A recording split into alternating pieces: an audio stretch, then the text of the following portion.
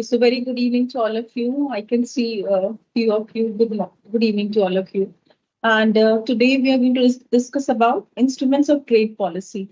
Now, the last two classes, what we had discussed about that why international trade is so important, isn't it? So in international trade, we have shared that it is beneficial for the country because it leads to employment, it increases GDP growth of the country, it leads to foreign exchange reserves of the country, it brings technology, it brings uh, capital, isn't it? So all fronts, like we had shared the last class, the example of Apple, iPhone, and Samsung, which have established their manufacturing base in India.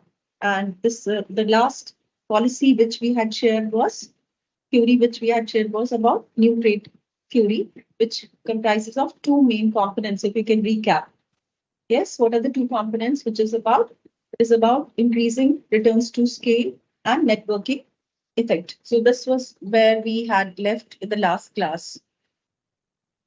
So today we are going to discuss about how the countries go for. One front is that we are saying on the one front we are saying that the international trade is good for the country. On the other front, there are some challenges also for the country. For example, we say that if you see today there are no kirana walas shops are doing so well because of the mall culture which we see today because of the FDIs in the retail sector. So because of FDI in the retail sector, we see hypermarkets and supermarkets which are there in the market, and those small kirana walas which used to cater to household sector, they are losing their uh, business mainly because of the FDIs in India. So it's very important that the domestic players should be safeguarded despite promoting trade. So one front, consumers get low price goods. Producers can go for getting better quality of goods by importing raw material from the developed countries or from other countries. But at the same time, these small players should not suffer. And we have also shared that absolutely, Bhumika. So last class, what we had shared, it can sometimes leads to the regional disparity. Why it leads to regional disparity? Like you see Bangalore, you see special economic zone or the areas where that these areas or the port areas like Mumbai and other places are highly developed. Similarly, if you look at China, Shanghai is highly developed. But if you go to rural China, that is huge disparity, regional disparity in the quality of life, in terms of quality of life, because the trade brings prosperity, better quality of life, increases disposable income, better n number of variety of goods and services for the consumers. But at the same time, the challenge is that how these small players will be protected, isn't it? So today we are going to discuss that how trade policies are used by different governments to safeguard their domestic players. Basically, आज हम discuss करेंगे कि trade की policies कैसे domestic players को safeguard कर सकती हैं या उनका इंटरेस्ट प्रोटेक्ट कर सकती हैं. So protectionism is one front. Protectionism means to protect. Now, protectionism will be good for whom? Protectionism will be good for obviously domestic players, isn't it? So MSMEs hai India mein, the small players in India, they will be benefited because of protectionism. Farmers हैं, उनके लिए beneficial हो सकता है, but for the big players, it is a loss. Why it is a loss? Because they gain a lot through trade policies.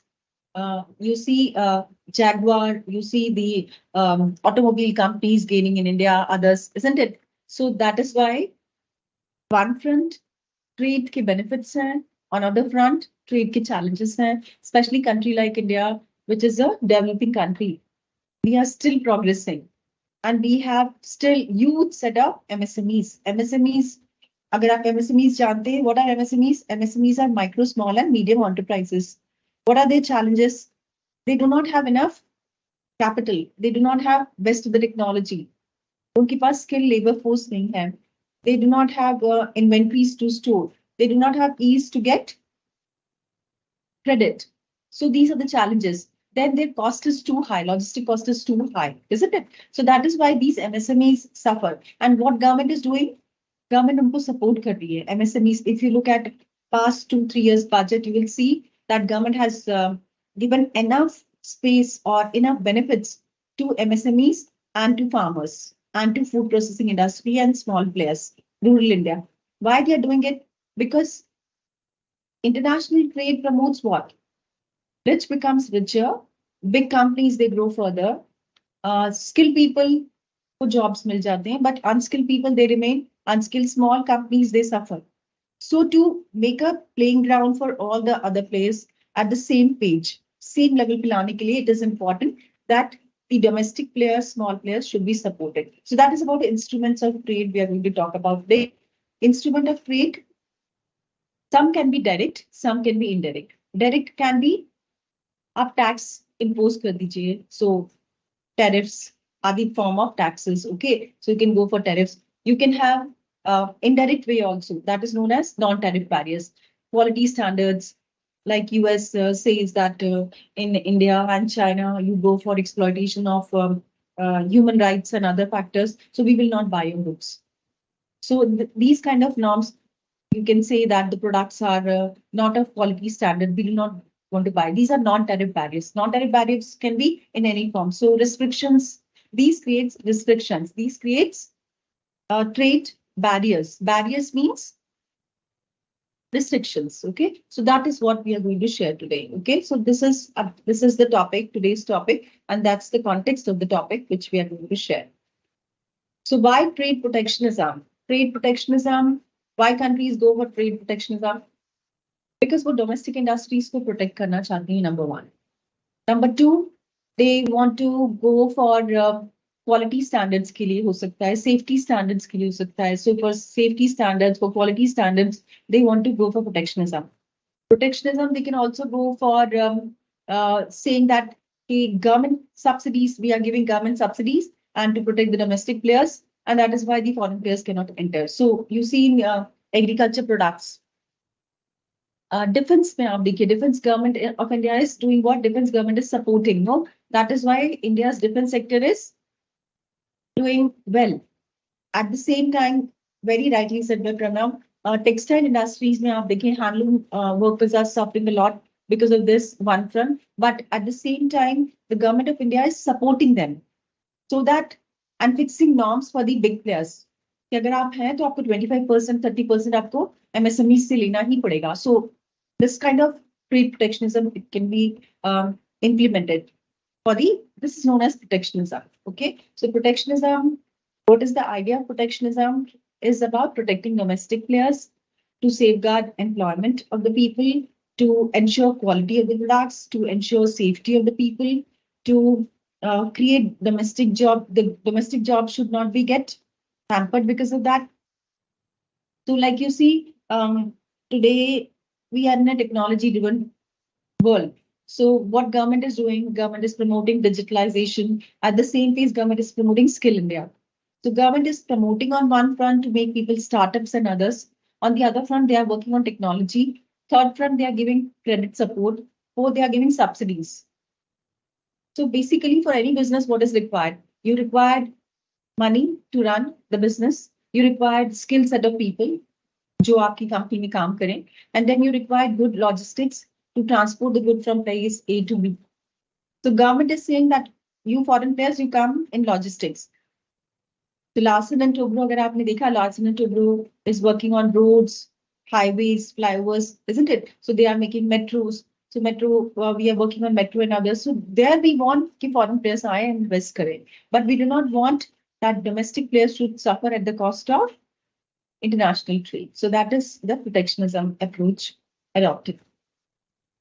So trade protectionism is adopted by countries. ऐसे नहीं कि India जैसी country, China जैसी country they adopt. It is also US, Canada. These developed countries also adopt trade protectionism because they want to protect their farmers. If you know about when this Trump was there, he had banned H-1B visa. So you know about Infosys, Wipro, and other. They were outsourcing their services, technology services to outside world, to US and others. But Trump felt that it is leading to hampering the job opportunities for US people. So he said कि H-1B visa ban कर दिया हमने, and so that Indians cannot go for giving their services in US because he thought because of Indians, US people are not getting job. So they adopted that protectionism by going for banning on H-1B visa, restrictions on H-1B visa, and that created loss to Indian companies. At the same time, it increased cost of US players also, because US की companies को जो Indian players services दे रहे थे, their cost went up because उनके पास US में इतने caliber people nahi hai, so their cost went up. So producers they lost, and Indian suppliers they lost, and even consumers they lost, because consumers, those who were getting at a low price, they lost. So this is the impact of protectionism. Okay, so what are the takes? One, protectionism is imposed by a country in two forms. One can be tariff, one can be non-tariff. Second, protectionism is adopted by countries to safeguard their domestic players. Domestic players, those who are not that capital rich, those who are not technology driven, those who are not so skilled, those who need protection.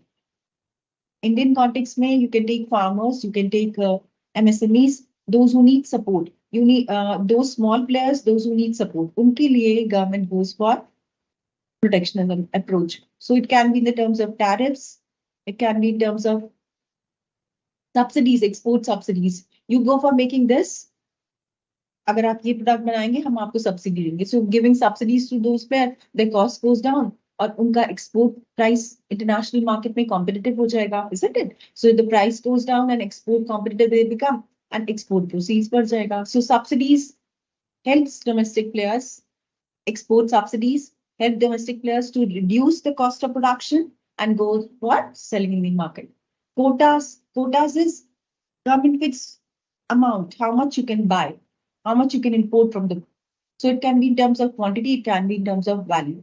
So this much quantity of goods you can buy from international. So quota is fixed in value and volume.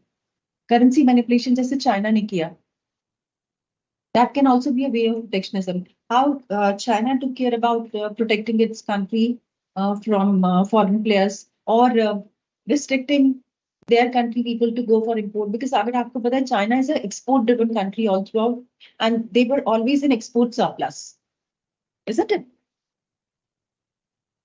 So what happened? I'll come to your question, Goma. So before that, what happened? China had gone for devaluation of its currency. Devaluation of currency means to keep its currency low.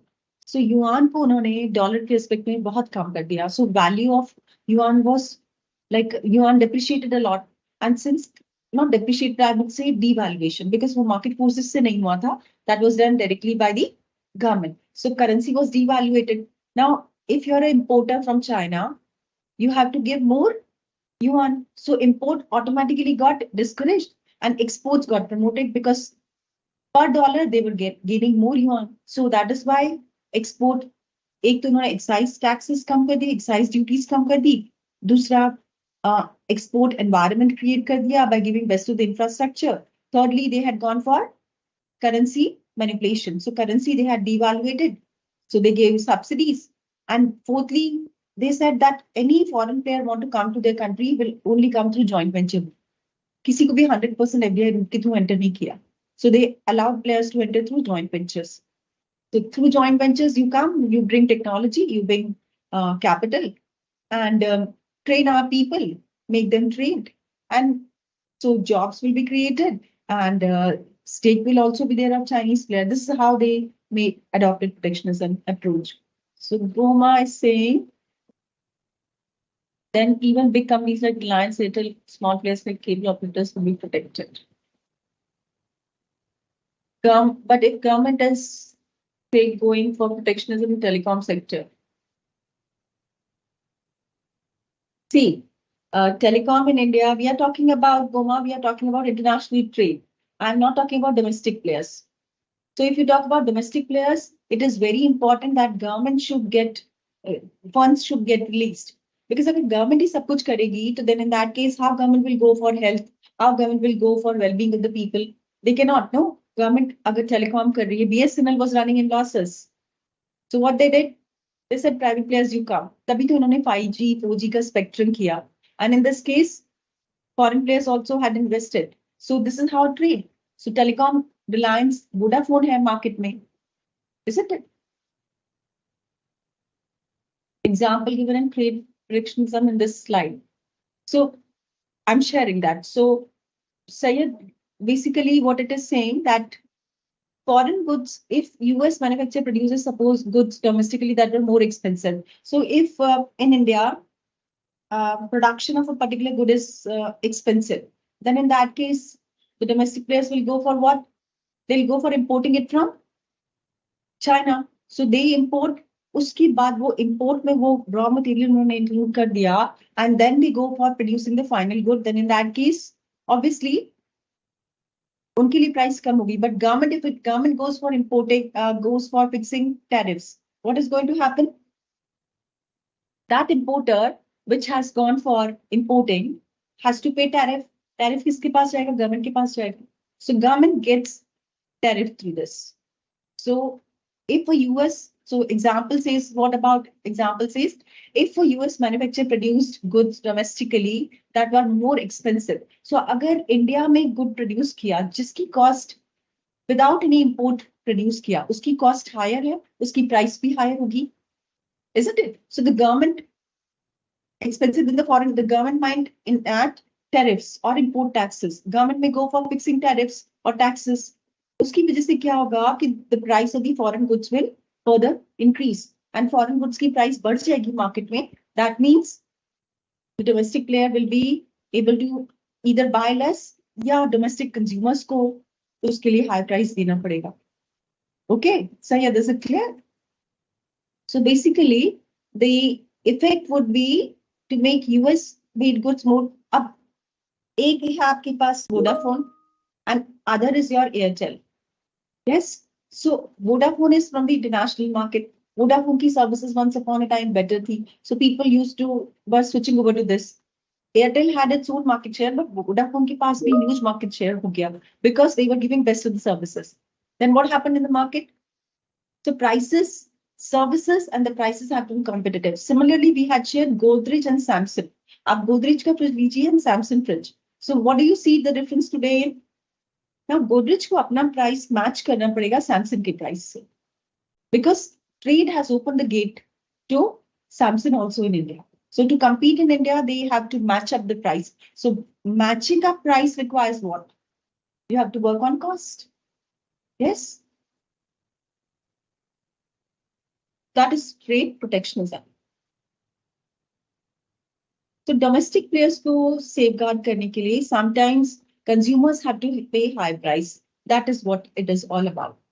So how countries they go for protecting themselves? They can go for enacting import tax, import tariff. Import tariff is the tax which is imposed, or they can go for subsidizing local industries. So like just हम MSMEs के लिए कर रहे हैं. So they go for subsidizing MSME industries in India and farmers in India or the food processing in India.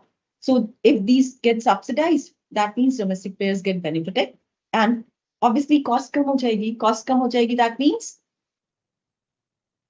if cost is less, then what is going to happen in that case? Obviously, then foreign players will not be able to sustain. So subsidize local industries is a way of protecting domestic players. So either आप foreign goods को expensive बना दो through tariffs, or you make Indian goods relatively at par with the foreign players by subsidizing your local players to make them sustainable. Definitely, Suraj. Okay, so this is clear. So tariff का benefit किसको होता है? Tariff का benefit only government को होता है. How come government gains? Because it's a tax. No, it's a tax levied on who? On the importer. Will importer bear the cost? He or she will pass it on to the final consumer. So consumer lose करते हैं, economy lose करती है, but government gains. Government gains. Why economy loses? Because if you have to buy something expensive because of the domestic players, then in that case, what is going to happen? That's what is going to happen if you restrict the foreign players or if you keep a check on foreign players just to promote your domestic players. अगर India में Covid के समय Zoom नहीं होता, what would have happened? We all survived because of that, isn't it? And if the government would have gone for restricting, no, आप Zoom और Google नहीं use कर सकते because ये foreign players हैं, then what would have happened? Until unless you have something like that, Zoom or Google, तब तक आप foreign players को restrict नहीं कर सकते. अगर आप restrict करेंगे, that means, or you if you impose taxes on them, that means the domestic consumers will face high cost, isn't it? And government will gain some tariffs for a short period of time. So what is happening here? Subsidies come in the form of tax credit or direct payments.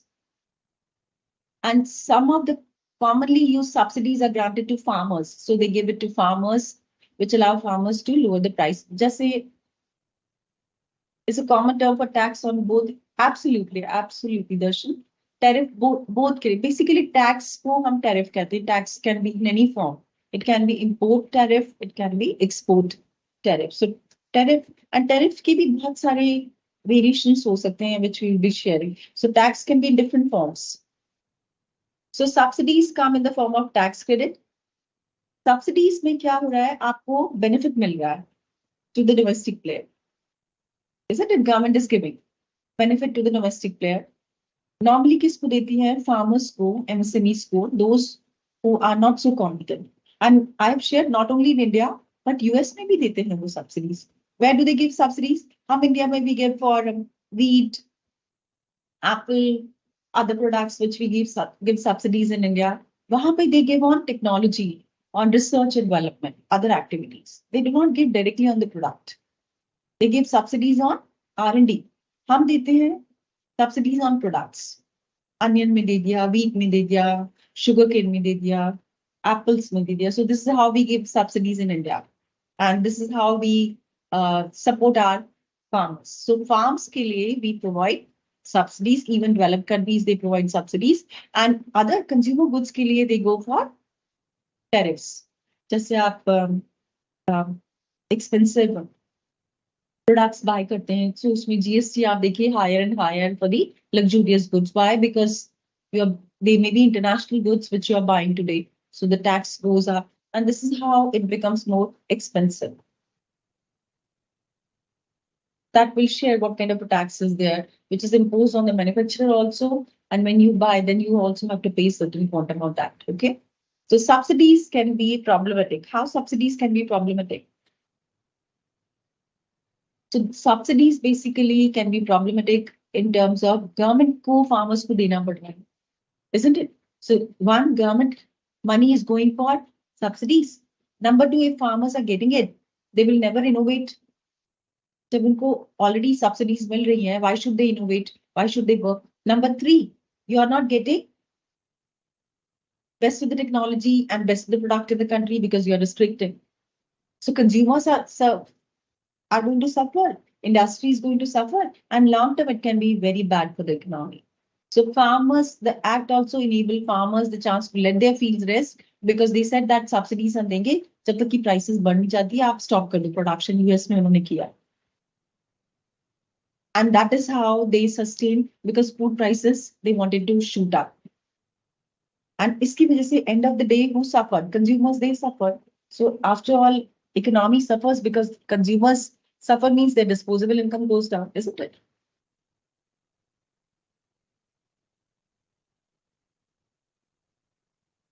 Manoj is saying devaluation of the currency in 1991. See, devaluation is not ethically good for any country because अगर आप devaluate कर रहे हैं तो दूसरी country भी तो कर सकती है. It can be counter attack on you. So it's not a good strategy to go for devaluation. You can go for strengthening your currency by, we'll share later when we'll talk about foreign exchange. So अभी इसको hold पे रखते हैं, devaluation, depreciation and other concepts, okay? Yes, definitely, Goma. International firms are doing. Tata has invested. Airtel has invested in Africa a lot. Then Indian companies, MDH Masale, आपको पता है, they are exporting to the world market. We are taking care about so many products to the international market today. Millet goods, Government of India is promoting millet products in international market.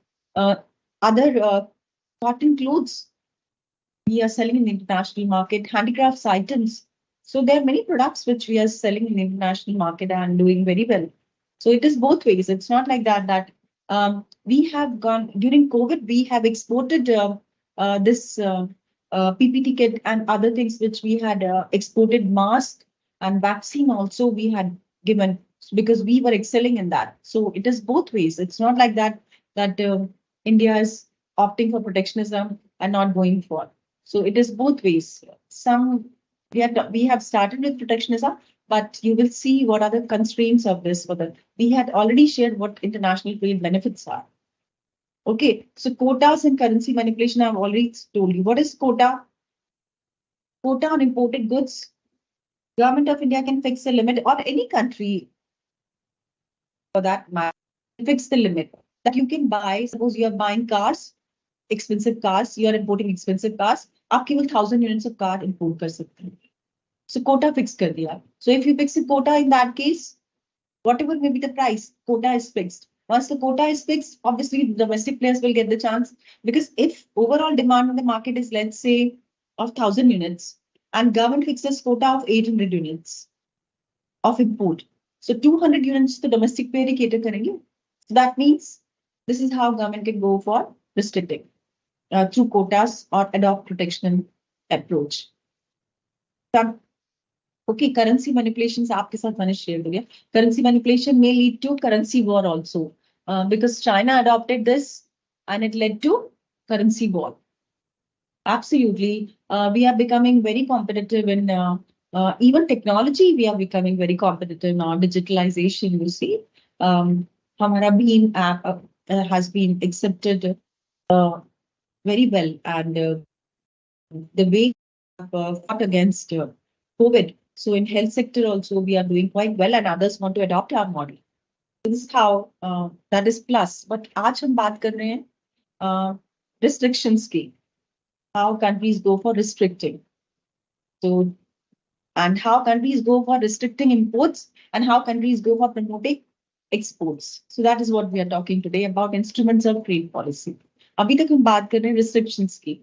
And subsidies की हमने बात की, that is about export promotion. So you can give subsidies to domestic players. उनका cost कम हो जाएगा, price कम हो जाएगा. They will be able to sell in the international market at a competitive price. So we have shared this examples also I've shared. So currency manipulation is not good. Okay, to lower your currency, it can lead to currency war. And ये actually हुआ है with China. So currency war, if one country goes for manipulating the currency, you think other countries are going to remain like that? They will also go for devaluing their currency, and there's no end to it in this manner. So easily currency devaluation is not a good strategy for a country to become, to protect its domestic players or to rather promote exports in the country. Okay. China ने अपनी currency peg कर दी dollar के साथ में और उसको lower level पे कर दिया. That is why they could sustain in the market. So what are the advantages of protectionism? Why countries adopt or indulge into protectionism measures? It protects countries' new industries from the foreign competitors. जो अभी at the infant stage हैं industries, and you bring foreign players, how will they compete? So उनकी protection के लिए it's important that you restrict, you impose higher taxes on the players, those who are coming in that particular segment. Okay, so new industries, companies need time to be at par with the foreign players. जब तक वो उस level पे नहीं आ जाती हैं, आपको उनको support करना है. Till that time, you impose higher taxes on those players who want to enter into the market, and then gradually decrease the tax rate so that they become competitive in the market. Okay, so this is how government किस हद तक support करेगी उनको जब तक कि वो foreign players के साथ compete करने के लिए competitive stage में नहीं आ जाते. So apart from that, sometimes they go for employment also, because employment also gets affected. We have shared that those low skilled people, now foreign companies, they come, either they train people, or if they are not going to spend on training, then in that case, those people who are unskilled, they will lose in the market. So to protect the interest of people also, domestic workers also, to create the job opportunities for the domestic players, they also, this is the advantage of protectionism.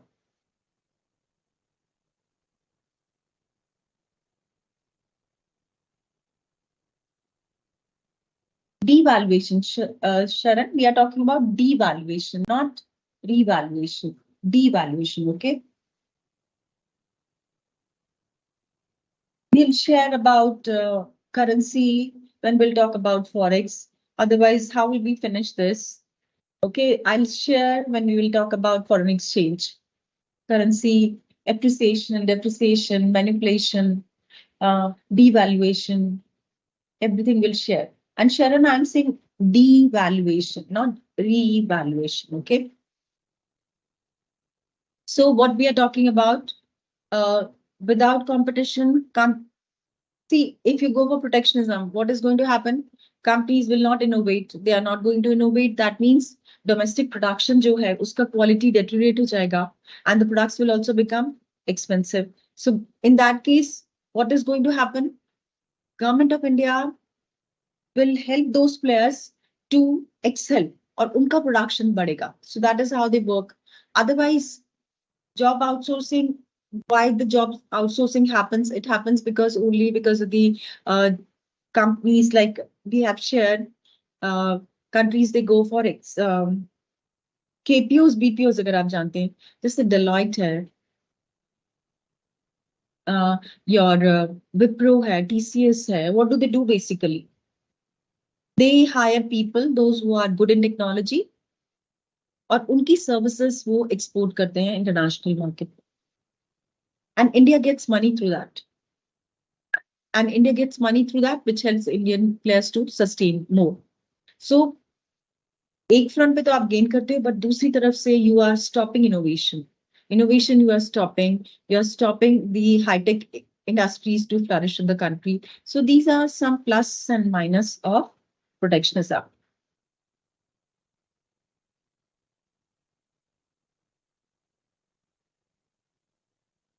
Yes, yes. Initially, when steel को जो high heavy industries थी, उनको government ने protect किया था. But अब आप देखिए, we have open telecom for foreign players also 5G के लिए, बकायदा spectrum के through auction हुआ, and they have gone for cold chain में we have allowed foreign players to come because हमारे पास वो competence नहीं है. We are not so competent in cold chain, and that is why we want to call foreign players. You come and invest, and so.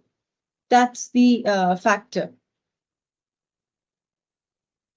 So we have shared the protectionism causes more layoff because क्या होगा protectionism में? We have shared when this fellow Trump was there, he had gone for H-1B visa restrictions. Now the companies which were relying, Indian companies were catering to them, US companies. Now उनकी cost बढ़ गई because US people were not so techno savvy in terms of technology. Techno savvy in the terms of that the competence was not as good as Indian players. So उनके लिए expensive हो गया. They had to train them. They were not getting the right kind of skilled people, and this resulted in what? The cost went up, and it led to layoffs in the market or the adverse impact on the market. So because of this, jobs get affected. Sometimes it happens, I tell you, sometimes the impact of the protectionism is that the India में cost of production बढ़ गई है, so then in that case, they establish their unit बाहर. Same happens in US and other countries also. So why to work in why to invest in the country where the cost is too high? दूसरी country में जहाँ आपको ज़्यादा benefits मिलेंगे, there you can go for.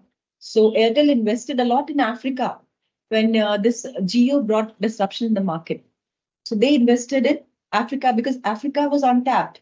वहाँ पे उनको ज़्यादा gain मिलेगा rather than competing here in the price market because telecom got highly disrupted because of the domestic player. But यहाँ पे हम international factors की बात कर रहे हैं. So what are the major takeaways of protectionism? Protectionism, क्यों? Is it good? Is it bad? If it is good, to what extent it is good? If it is bad, why is it bad? So what are the major takeaways of this? Number one, protectionism can be practiced through tariffs, through subsidies, through quotas, and through currency manipulation. This is what we have shared on a broader front. Okay. Number two, short-term countries may have economic stability, that means आप domestic players को safeguard कर रहे हैं, jobs जो लो category के लो skill jobs हैं उनको आप प्रोटेक्ट कर रहे हैं, unemployment major set of people में you are not increasing, but in the long run what happens, cost is going to increase, country will not innovate, consumers will not get better quality goods, और आप competition से बाहर हो जाएंगे. So that is the long-term impact of protectionism. So protectionist countries eventually will see that innovations are decreasing in the country. They are not so innovative. Obviously, innovation नहीं होंगे, cost बढ़ेगी, product variations नहीं आएंगे, employment gets affected because you are relying on obsolete products, low quality, low technology-driven products. Cost will go up, cost goes up, means you will not be able to pay salary to the employees, आपका margins कम होते जाएंगे, and your profit will squeeze. And obviously, how will you pay wages, high wages to employees? So employment also gets affected, and economic growth also gets adversely affected. So protectionism for no country is good. No country it is good. You can do it to some extent, but it should not be a practice which should be adopted by a country to become more protectionist, at least in today's world. So that's the take from this protectionism. Okay, but कब protectionism is good? When is it good? It is good जब आपकी economy is on the downturn. Then in that case, it is very important to protect your domestic players. Because if countries on the downturn because of economic stress, then you need to protect domestic players. No, अगर आप उस समय open कर देंगे अपनी economy to rest of the world, then it will become worse. So you have to go in tranches, in phases. You cannot go in one go to opening your economy. जैसे आप देखिए insurance, we have gone for opening insurance sector to FDI gradually.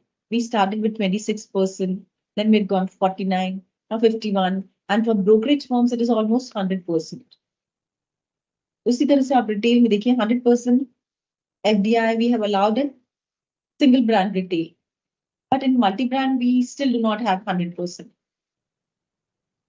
So this is how we are taking care about. So until or unless you acquire self-sufficiency or you believe that foreign players will help you to become self-sufficient, then you go for opening your economy. But as long as you are in recession or depression, तब तो आपको अपने domestic players को safeguard करना ही पड़ेगा. That is, so protectionism is must in the case of economic distress. Okay? And it can only help country to sustain if you go for opening the economy gradually. So, जहाँ पे आपको quotas रखने हैं, वहाँ पे आप रखिए, but otherwise you have to keep your economy protected from the international market. As long as your economy, your small players are adversely affected. So gradually you open the economy so that it becomes sustainable. So we have shared protectionism होता क्या है, किस तरह से you can go for it. And number 3, how long it is beneficial and when it can be beneficial. Otherwise it is bad for which players, okay?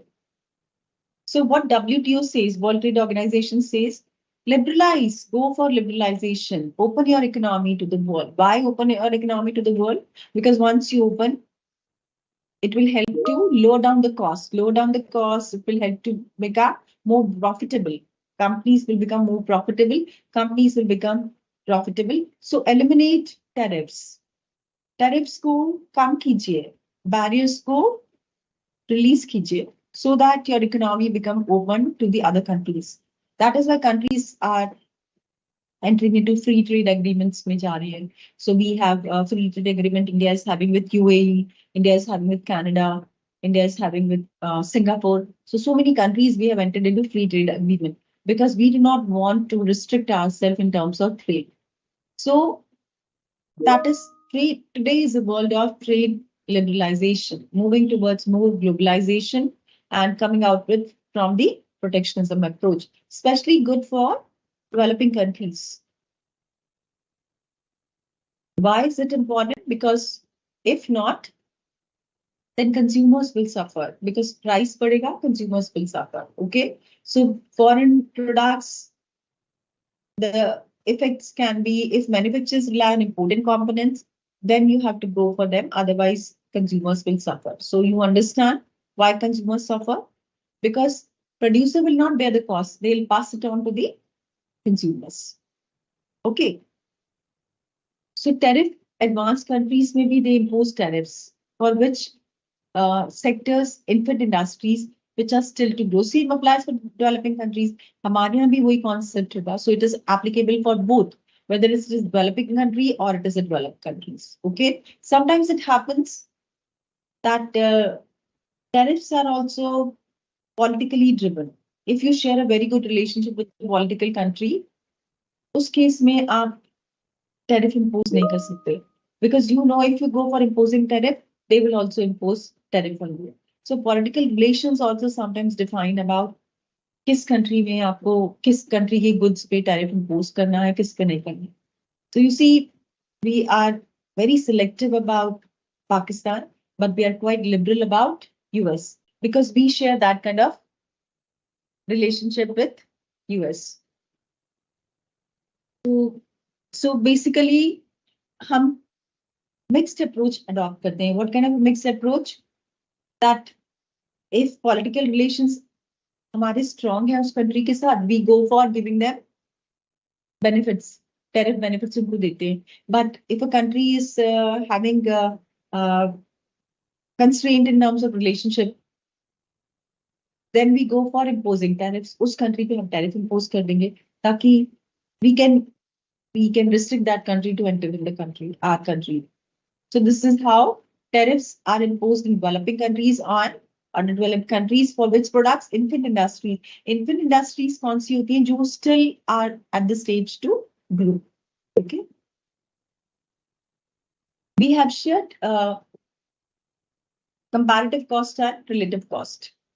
So protectionism किसको help करेगा? Or countries where will they go for trading? किस case में countries will go for exports where they'll have comparative cost, isn't it? So जब तक comparative cost benefit है, तब तक they'll go for exports and imports. Yes.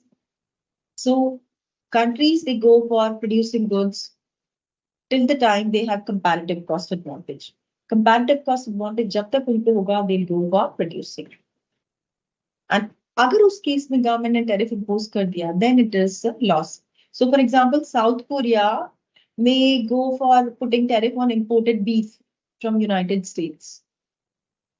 Because उनको लगता है कि वो imported beef जो US से आ रहा है, that can adversely impact people of South Korea. Similarly, India had done what India did. China की toys पर हमने high tariff fix कर दिया. Why we had put high tariff on China's toys?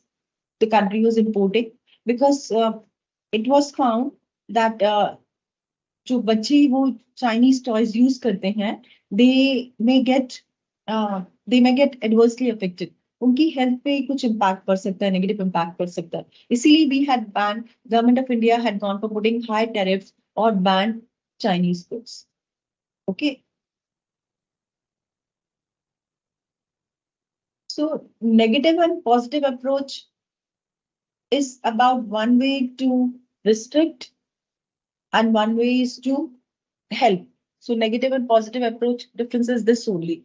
Tariff is negative in the terms where you go for restricting the other player because you want the domestic players to support where they can grow themselves, but still you want to support. And positive is that agriculture में जहाँ पे जरूरत है वहां पे आप tariff का benefit Indian players को दे रहे हो और domestic players को दे रहे हो, तो then it is okay. But steel industry में अगर आप tariff impose कर रहे हो and आपकी competence नहीं है, then in that case you simply want to impose tariff despite you know कि आपकी domestic competence नहीं है, फिर भी आप tariff impose कर रहे हो. That means you are making worse for the country, no? Raw materials में if you go for imposing tariffs and where you feel that you're not competent and still you put import tariffs, that is a negative approach. But जहाँ technology में आपको लगता है कि हमारे पास technology नहीं है and we can get the technology through imports, which can help us to produce goods at a low price, but still we go for putting tariff. That means it is bad, negative approach, isn't it? So you have to filter कि कहाँ पे tariff domestic players को safeguard करेगा, कहाँ पे ये restrict करेगा. Absolutely ban on Chinese apps. So infant industry की protection के लिए it is good. It's a good approach. To certain extent, I tell you, so certain extent. अगर आप non-stop infant industries को, MSMEs को support करते गए कि हाँ foreign players नहीं आ सकते, then in that case these firms will never innovate. Isn't it? So support उस हद तक कीजिए जहां तक वो grow कर सकें. उसके बाद let them compete in the market so that they innovate, they compete in the pricing and others. Okay? So imported goods creates a domestic market for domestically produced goods while protecting those industries from being forced out by competitive pricing. So आप इसीलिए support करते हो कि competitive pricing की वजह से वो sustain नहीं कर पाएंगी because उनका cost of production higher होगा, उस compete नहीं कर पाएंगे. Okay, so this is what we have shared. कभी-कभी different sectors में infant industries basically जो अभी बहुत ही initial stage में है, जिनको hand holding की जरूरत है. जैसे टेक्सटाइल इंडस्ट्री में इनिशियली गवर्नमेंट ने बहुत सपोर्ट किया बिकॉज हैंडलूम सेक्टर में बहुत सारे ऐसे लोग थे जिनके पास कैपिटल नहीं था इन्वेस्टमेंट्स के लिए, टेक्नोलॉजी नहीं थी. सो गवर्नमेंट ने उनको क्रेडिट ईज किया, लो रेट ऑफ इंटरेस्ट पे उनको मिलेगा पैसा, लॉन्ग टर्म के लिए मिलेगा, सो दैट टेक्नोलॉजी उनको एट लो कॉस्ट मिलेगी. सो जब वो इंडस्ट्रीज थोड़ा सा साउंड स्टेज में आएंगी उसके बाद you allow foreign players to compete. Okay, जैसे हैंडीक्राफ्ट प्रोडक्ट्स हैं, जैसे बेसिक इंडस्ट्रीज हैं, फूड प्रोसेसिंग में इंडस्ट्रीज में आपने अलाउ कर दिया, बट जो रॉ मटेरियल है, बेसिक प्रोडक्शन है, उसमें आपने नहीं अलाउ किया बिकॉज वो इन्फेंट स्टेज पे है स्टिल. ओके, समटाइम्स जैसे डिफेंस है, डिफेंस में you can go for restricting. So barriers, national security के कुछ इश्यूज हैं, उसमें आप प्रोटेक्शन कर सकते हैं. Then you go for restricting the foreign players to enter. So for example western Europe, United States are highly industrialised, but उन्होंने protectionism approach adopt किया है किस सेगमेंट में? डिफेंस के लिए, because defence is very sensitive issue. You can not allow foreign players to enter. But India ने allow किया defence में. कहाँ अलाउ किया? We have a strategic alliance with US for defence segment. Why we have allowed?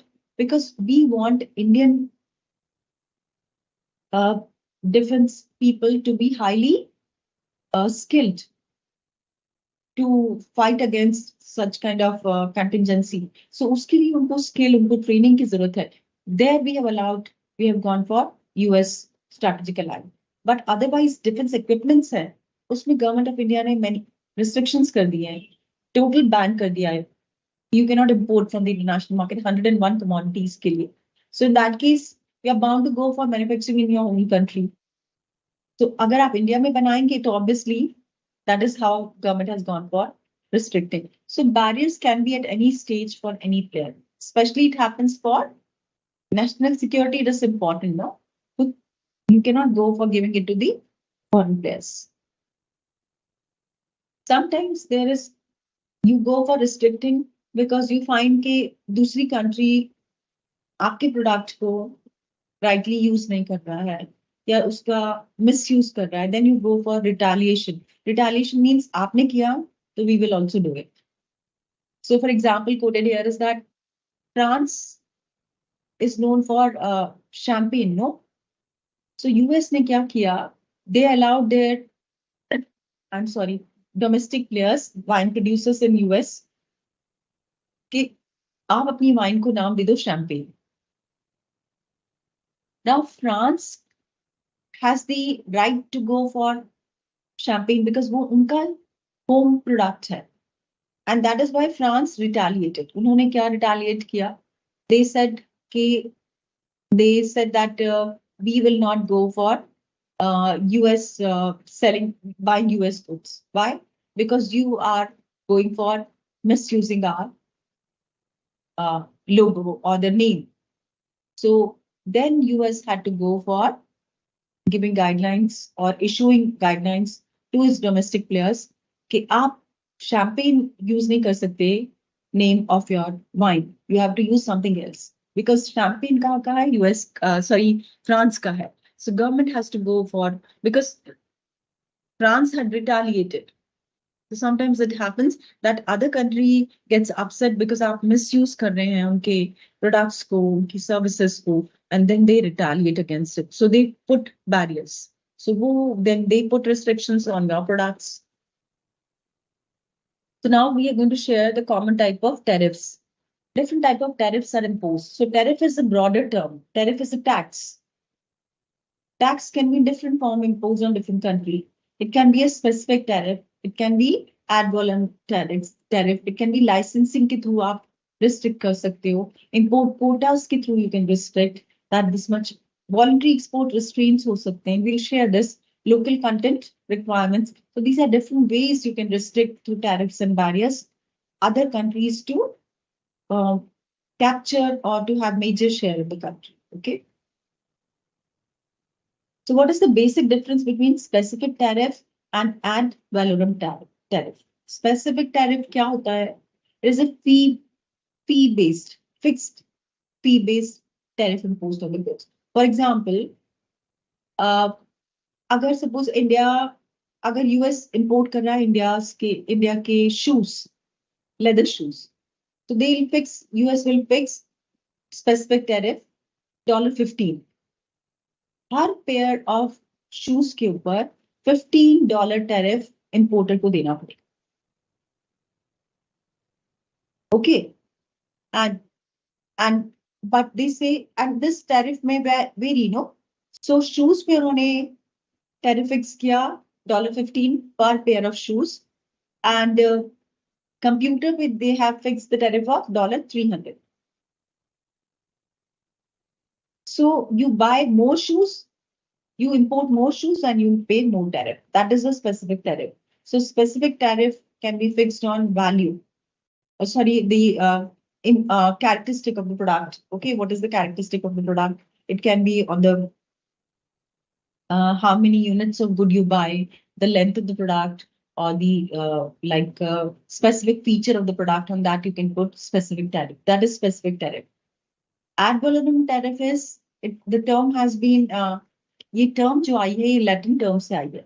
इसमें hidden feature है value. So value की basis पे tax impose होता है. That is known as ad valorem tax. Okay. So or tariff. This ad valorem tariff का example क्या हो सकता है? कि 15% tariff is levied by Japan on US automobile. So Japan ने impose किया any US automobile which will be imported, which will have 15% tariff. So 15% tariff means किसी भी automobile को आप import करेंगे उस पे 15% tariff है. So the price is going to increase by 15%. Isn't it? Whether you buy any company's automobile, अगर आप ले रहे हैं US से, so उसके ऊपर 15% tax impose होगा. So price is going to increase by 15%. So any vehicle which is going to cost $10,000, उस पे 15% आप add कर दीजिए, that comes to $11,500. Japanese consumers को वो कितने का पड़ेगा? $11,500 because government ने fix किया कितना tariff? 15%. This is which kind of tariff? This is ad valorem tariff. Okay. So specific tariff is the tariff which is fixed on कितना units of good आप बाय करें, पर यूनिट ऑफ गुड पे fix कर दिया, उसकी quality पे fix कर दिया, स्पेसिफिक कैरेक्टरिस्टिक्स पे फिक्स कर दिया. But ad valorem tariff is fixed on value of the product. Okay, value of the product. So whatever is the value, अगर आप सपोज 100 रुपीज का लेंगे तो उस पर 15%, 1000 रुपीज का लेंगे उस पर 15%, 10,000 रुपीज का लेंगे उस पर 15%, and respectively tax you have to pay. So that is ad valorem tariff. Okay. So what happens because of this? Price increases for the domestic producers. आपने ad valorem tariff impose कर दिया, so price increase हो गई. So it leads to what? Price overall in the economy will increase. Japan में cars की price shoot up हो जाएंगी. Yes, because Japanese importers which we are buying, they are buying goods based हो सकता है, characters based हो सकता है, मोहित स्पेसिफिक कैरेक्टर की बेसिस पे हो सकता है. फॉर एग्जाम्पल वी से सिगरेट्स, सिगरेट्स की उन्होंने लेंथ के अकॉर्डिंगली टोबैको कंटेंट, अगर सपोज आप कोई सिरप की बात करें तो उसमें शुगर का कंटेंट कितना है, शुगर के कंटेंट के बेसिस पे उसमें टैक्स इम्पोज कर दिया. So that is about specific tariff. Okay, so that can be any form that is specific. Goods के कैरेक्टरिस्टिक पे बेस्ड हो सकता है. Value based is more about ad valorem is on value based. Okay, so this is how it varies, but do remember that final impact will always be on a producer which is importing that, and the producer is going to pass it on to the consumer. So whether you see specific tariff or ad valorem tariff, price to consumer को ही देना पड़ेगा end of the day. Yes, that is about non-tariff barriers. क्या होते हैं? जैसे licensing. Licensing, you say that India had always adopted this licensing norms, isn't it?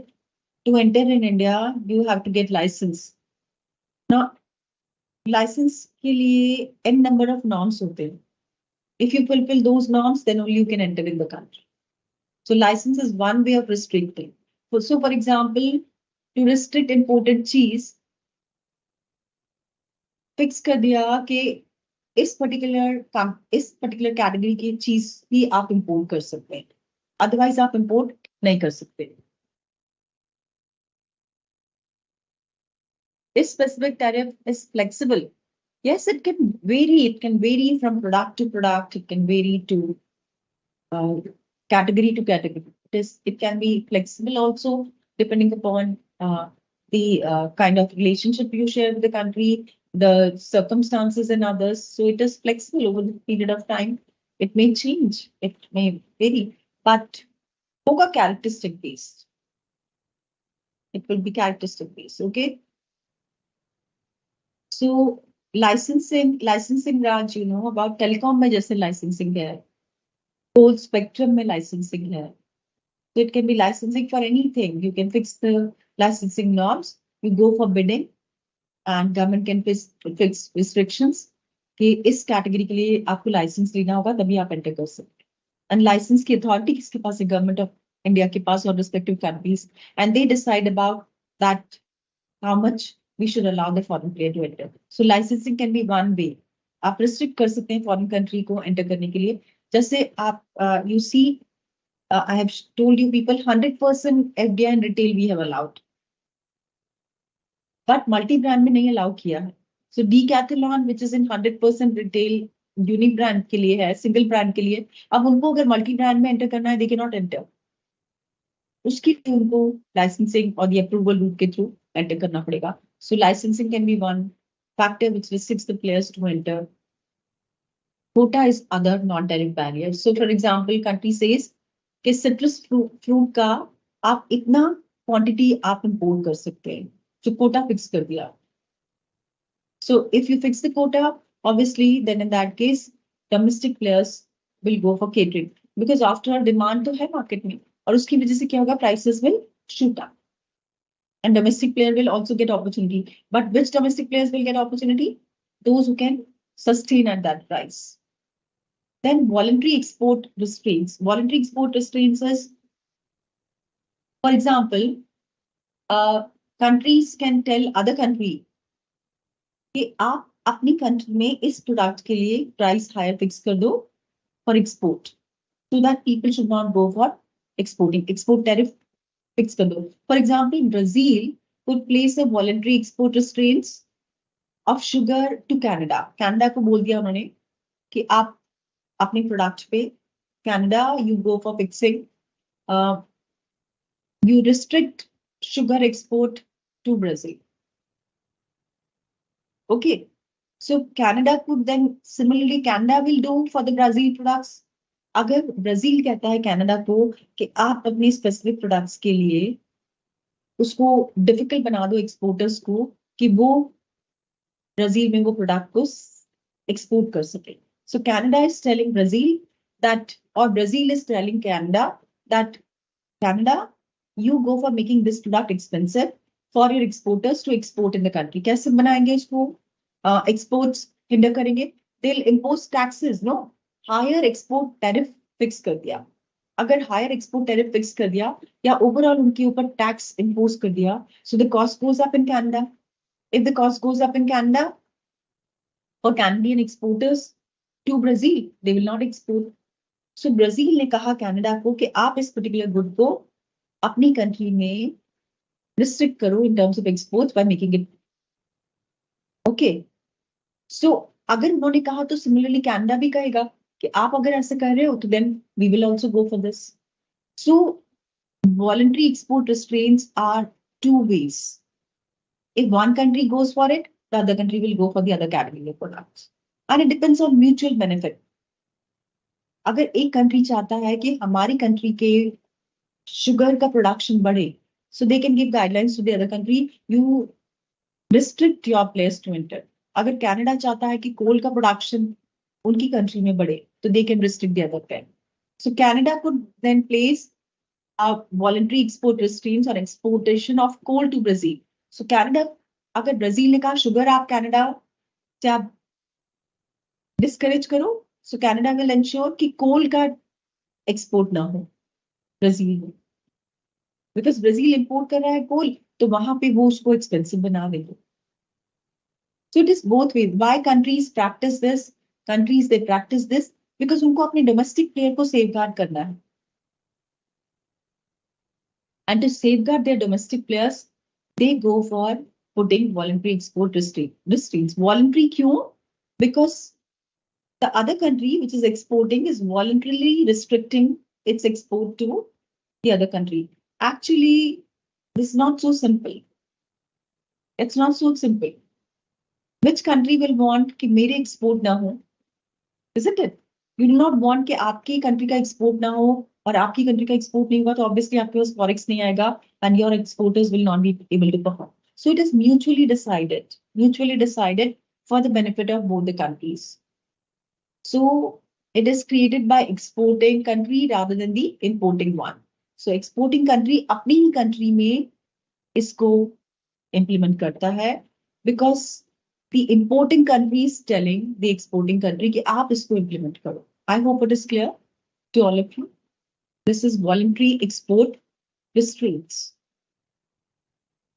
Then local content requirement. Local content requirement is about rather than fixing quota or number of goods that can be imported, okay, the country can say, can you produce?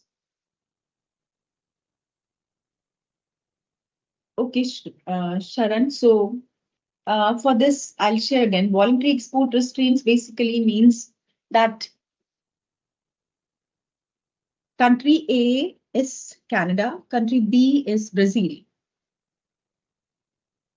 Brazil can tell Canada or would request Canada that you ensure that your country exporters of sugar should not export that sugar or should export less sugar to Brazil. Okay, how Canada will ensure this on behalf of Brazil? It will ensure by imposing high taxes on sugar manufacturers of Canada, because of that, their cost will increase, their price will increase, and they will be discouraged to export. Or rather, because the price goes up, so obviously who will buy their products, no? So export becomes expensive. And so this is how Canada will restrict its sugar exporters to export to Brazil, because Brazil has requested to Canada to protect it. Why Brazil will request it to Canada? Brazil has requested to Canada because Brazil want to protect its domestic sugar manufacturers. So this is an indirect way. And similarly, Canada will request Brazil, you ensure that your coal exporters' price should go up. Why? Because Canada wants its coal industry to be protected. So it is both ways, both the players have decided, both the countries have decided that to protect their respective countries' specific industries will go for voluntary export restraints. Okay, Sharon, is it clear? Yes, Pranav, it is a conflicting relationship with the other countries. That's biggest challenge. So that is why it is a very rare phenomena that countries indulge into this. Because if they indulge into this, you are absolutely right. Other countries may go for counterattack on this. Yes. So yes, it is a mutual benefit for both the countries as long as, and it cannot be a long-term strategy. Nana, it cannot be a long-term strategy. You can do it for a specific segment for a short period of time when you actually feel that the domestic player needs to be safeguarded. But it cannot be a regular practice you can adopt for this. Okay. So local content requirement. What is local content requirement? Local content requirement is Amazon. You want to operate in India. Okay, you operate in India. But 25% of your goods which you are selling on your portal has to be from the MSMEs. You are manufacturing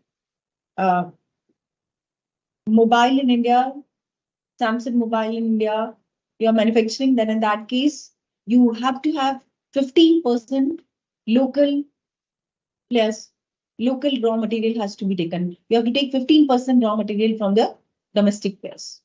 Local content requirement. So once you fix the local content requirement, then what are you doing? You are making Indian players to get some share in the production process. Okay, so that is local content requirement. This is one way of restricting foreign players to have, rather protecting domestic players. So it is the protectionist approach, isn't it?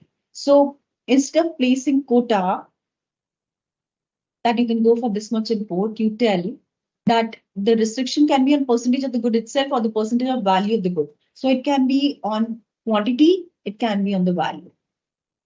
Okay, so you can fix 25% आपको domestic players लेना होगा, or you can say that 25% of जो भी आपकी value है, let's say 100 crores की good you are producing, out of that 15% of 100 crore has to be taken in from the domestic producers. So automobile, you see in automobile sector, you see in your this e-commerce portals, government has made it mandatory that 25% you have to take it from the domestic players. Similarly, for automobile companies, they have made it 25% from the those accessories have to be taken from MSMEs. So this is how local content requirement can restrict the players.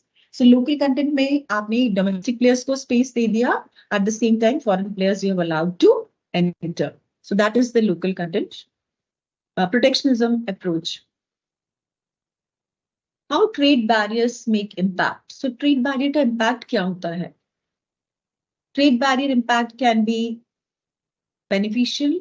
Trade barrier impact can be harmful or disadvantageous for the countries.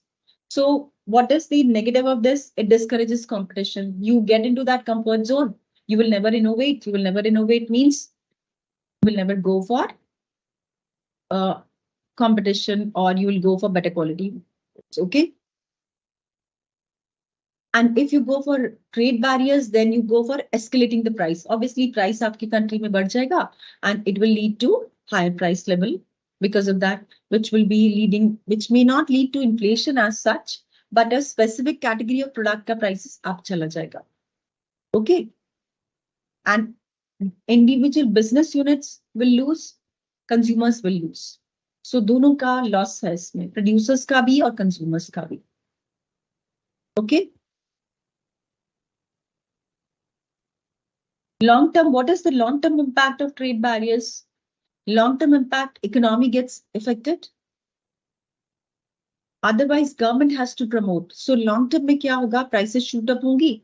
Domestic players will be encouraged and these domestic players will also start producing goods. Government will support and once government supports, then domestic players will become more sustainable. If there is enough ecosystem in place, अगर government conducive environment create करेगा domestic players के लिए trade barriers के साथ, तो long term में हो सकता है the country becomes more sustainable. So country can become more sustainable in the long term if government creates complete ecosystem.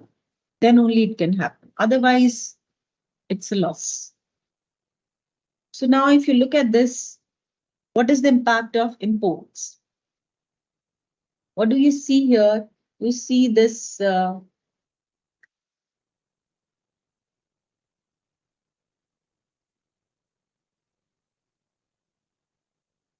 definitely case scenario will be asked more to you people because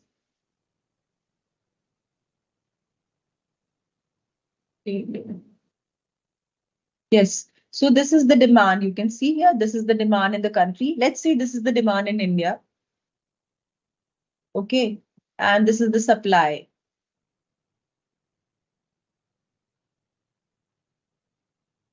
So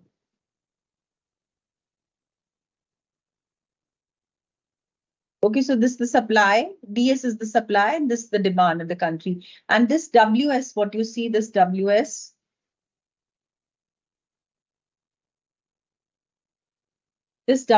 what you see, this WS is the world supply, okay? This is the world supply. So this is India, let's say this is India, and this is the demand in India, and this is the supply in India. So demand and supply, when they are in equal, then this is the price in the country when there's no trade, okay? When there's no trade, the price is P. Let's say the price of, this is about toys. Let's say the price of toy is 500 rupees per unit, okay? When there's no trade. Now, let's say this, so the quantity is here, somewhere here. Quantity, let's say, is 100 units. Okay, quantity is 100 units and price is 500 units. And this is the demand and this is the supply in India. Now, in the international market, the price of this product is this. World supply, agar aap import allow karenge, the price goes down to, let's say, 300 rupees. Yes, because international market may, the overall world supply is at this price. So price is 300 rupees. If you are not going for trade, then the price is 500 rupees. If you go for trade, if you open your economy, if you allow import, then the price goes down to 300 rupees. Now, once you allow import, price goes down to 300 rupees. How much will be the quantity? Quantity will increase to 100 to, let's say, 200 units. So quantity will increase to 200 units because the price has gone down. Yes. What about the domestic players? Domestic players in the country, what domestic players will happen to the domestic suppliers? Domestic suppliers, those who can supply at 300 rupees, they will be there in the market. And others, those who cannot supply at 300 rupees, they will be out of the market. Because their cost is higher, so they cannot supply at 300 rupees, so they will be out of the market. So the producers which can supply, who will be these producers? Jinka cost of production more efficient hoga, so they will be able to sustain. So who will be able to sustain? Those who have a cost efficient way of production. So they will be here and this is the impact of imports. So what happens because of imports? Prices goes down. Now, if suppose that government goes for fixing import tariff, what's going to happen if government goes for fixing import tariff? So the prices will increase. If prices increases, then the price will go up to this. So the price goes up to, let's say, 400 rupees. If price goes to 400 rupees, those producers who could not produce at 300 rupees, since the price has gone up to 400, they will be producing. So आपने domestic producers को safeguard कर लिया by going for increasing the import tariff. So you have protected your domestic producers. And what happens? Prices goes up. So overall demand in the market will reduce because our prices have gone up. So the demand reduces. So who suffers? Consumers, they suffer. And because of import, small players import tariff. Who gets benefit? Small players get benefit but big players, they lose the market share. So this is the impact of import tariffs. Yes, is it clear? So if you open your economy, then consumers they gain, prices goes down. But if you put import tariffs, then in that case, the overall price goes up and the quantity supplied by the domestic players will increase here because those who can sell at this price, they will enter in the market. But consumers for sure will lose. So it is consumers' loss when the tariff goes up. So now what will happen because of this tariff? This is about the world supply and tariff. I've already told you people. So this is about the tariff. Now you go for tariff. What happens? Domestic production increases. So domestic production has increased because the prices have gone up. So prices goes up. Those domestic producers जो पहले market में sustain नहीं कर पा रहे थे because of imports at a low price, they will also join because the price now has gone up to this. So production in the domestic market will increase, but overall demand in the market will decrease because the prices have gone up. Absolutely, Manoj. What do you know about production linked incentive scheme? This can also be given to foreign companies, but they have gone for content, local content requirement, what we have shared. Absolutely. Okay, so this is the concept. So the tariffs, we have shared tariffs, countries go for imposing tariffs. But WTO, World Trade Organization, says do not go for tariffs. Tariffs are not good because imported goods in the country can help the country. And if you go for putting tariffs on other country, they will also put tariff on you. So it can have a counter impact and countries across the world will suffer. Okay, so that पहले क्या होता था, developed countries used to go for putting high number of tariffs, and that is why developing countries were suffering. So developing countries were suffering, India जैसी country suffer कर रही थी because developed countries were putting high import tariffs. So WTO said, World Trade Organization said, you go for relaxing tariff norms. So countries, US and other developed countries have relaxed the tariff norms. तभी तो China, India, Malaysia, all these countries are able to export to the developed countries more today, isn't it? So we are able to export more to these countries today. And this, but at the same time, WTO has given benefit to developing countries. Developing countries को उन्होंने benefit दिया that you can gain benefit because you are still at the stage of development. So आप अपने products को कुछ हद तक subsidies, you can give subsidies to your producers so that they can be on a level playing field. आप at par हो जाएंगे rest of the world से, so you can give certain benefits to your domestic players. So this is how they supported the domestic players. This is modern trade today. So modern trade, one front, developed countries are relaxing their norms. On the other front, developing countries are getting benefit and which is helping them to export more in the international market. Okay. So we have already shared what is the impact of tariff. So example can be, suppose tariff has been imposed on imported good. So 3% tariff if it is imposed on corn. So what will happen? 3% tax will be added on the cost of corn. And who will pay that cost? Domestic players will pay the cost. So it will lead to what? It will lead to increase in the price of corn in the market. Why it will lead to? I'm sorry.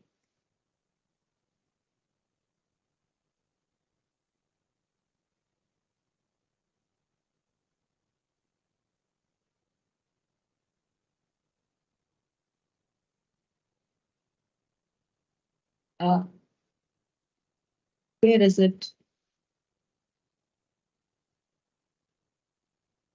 Okay, so this is the impact on the tariffs. So this here we were. So what happens because of this? If tariff is imposed 3%, okay, on corn production.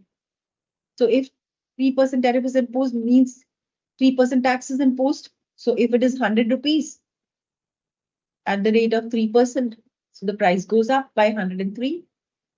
So if the price increases, this cost is incurred by whom? By the importer. And if the importer cost goes up to 103, he or she will sell in the market by adding margin here to 105. The product which would have been sold at 102 is now selling at 105. जो product 102 का market में मिल सकता था, अब 105 का मिलेगा. So the overall price goes up in the market, and this affects the domestic consumers. This affects the business people also, because price goes up. That means उनका market share will go down. So this is the cost of tariff. Okay.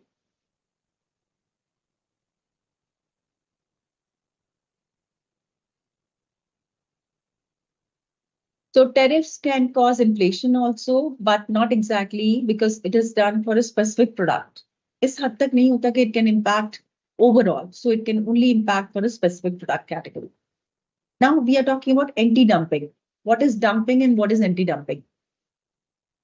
So if you know about that 2008 crisis, what happened during 2008 crisis? 2008 crisis mean, China was the export hub. They used to export goods. And for export, they were the manufacturing base. They were exporting goods because they were manufacturing in their country. Manufacture कर रहे थे, उसी को तो export कर रहे थे international market में, isn't it? What happened during 2008 crisis? World demand decreased. US में export demand कम हो गई. And because of the export demand decrease, that is why China's production, they had surplus inventories. अब वो inventories pile up हो गई. What to do with those inventories? They started dumping that in India. So steel is required for manufacturing, no? So what happened? They had surplus of steel because manufacturing got adversely affected because of 2008 crisis.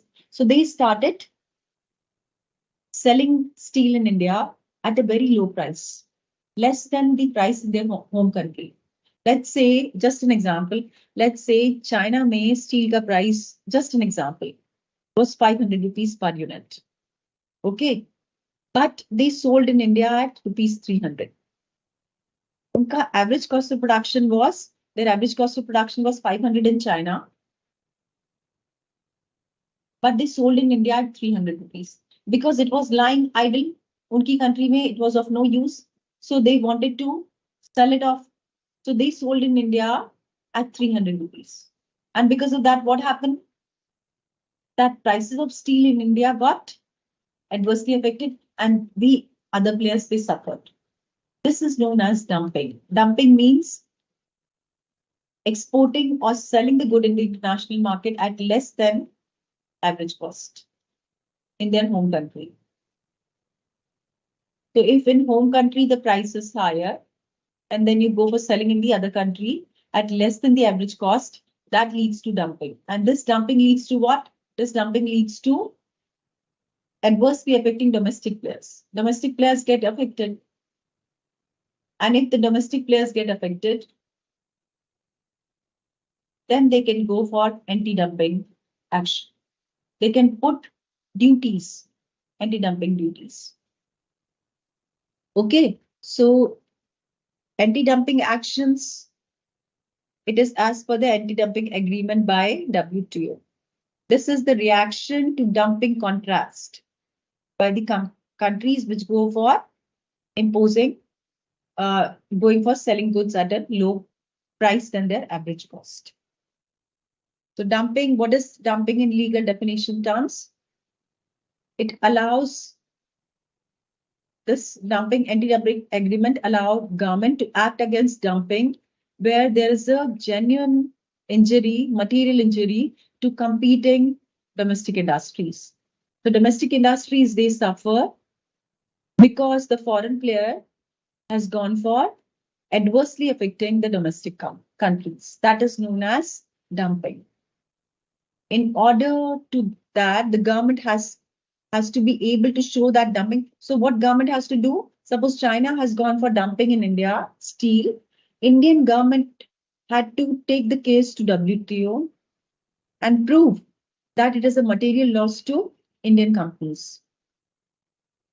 If they can prove it, then WTO allows them to go for dumping duties. So they can calculate the extent of dumping, how much goods have been dumped, and how much is lower the export prices as compared to the exporter home country price.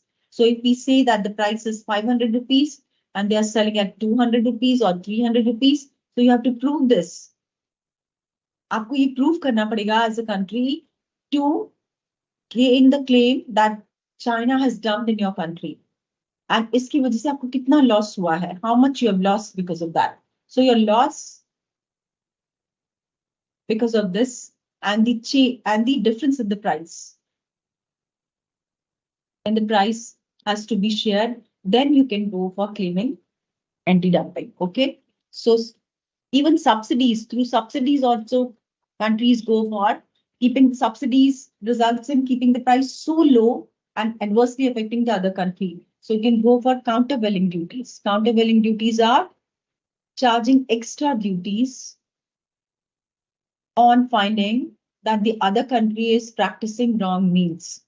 दूसरी country गलत तरीके से आपकी country में goods को cell कर रही है to distort your domestic players and it is leading to loss to the domestic players. Yes, China dumping goods in India, absolutely right. So this is leading to, and you can always go through dispute settlement procedure as per WTO and go for countervailing measures. Countervailing duties means you go for extra charge.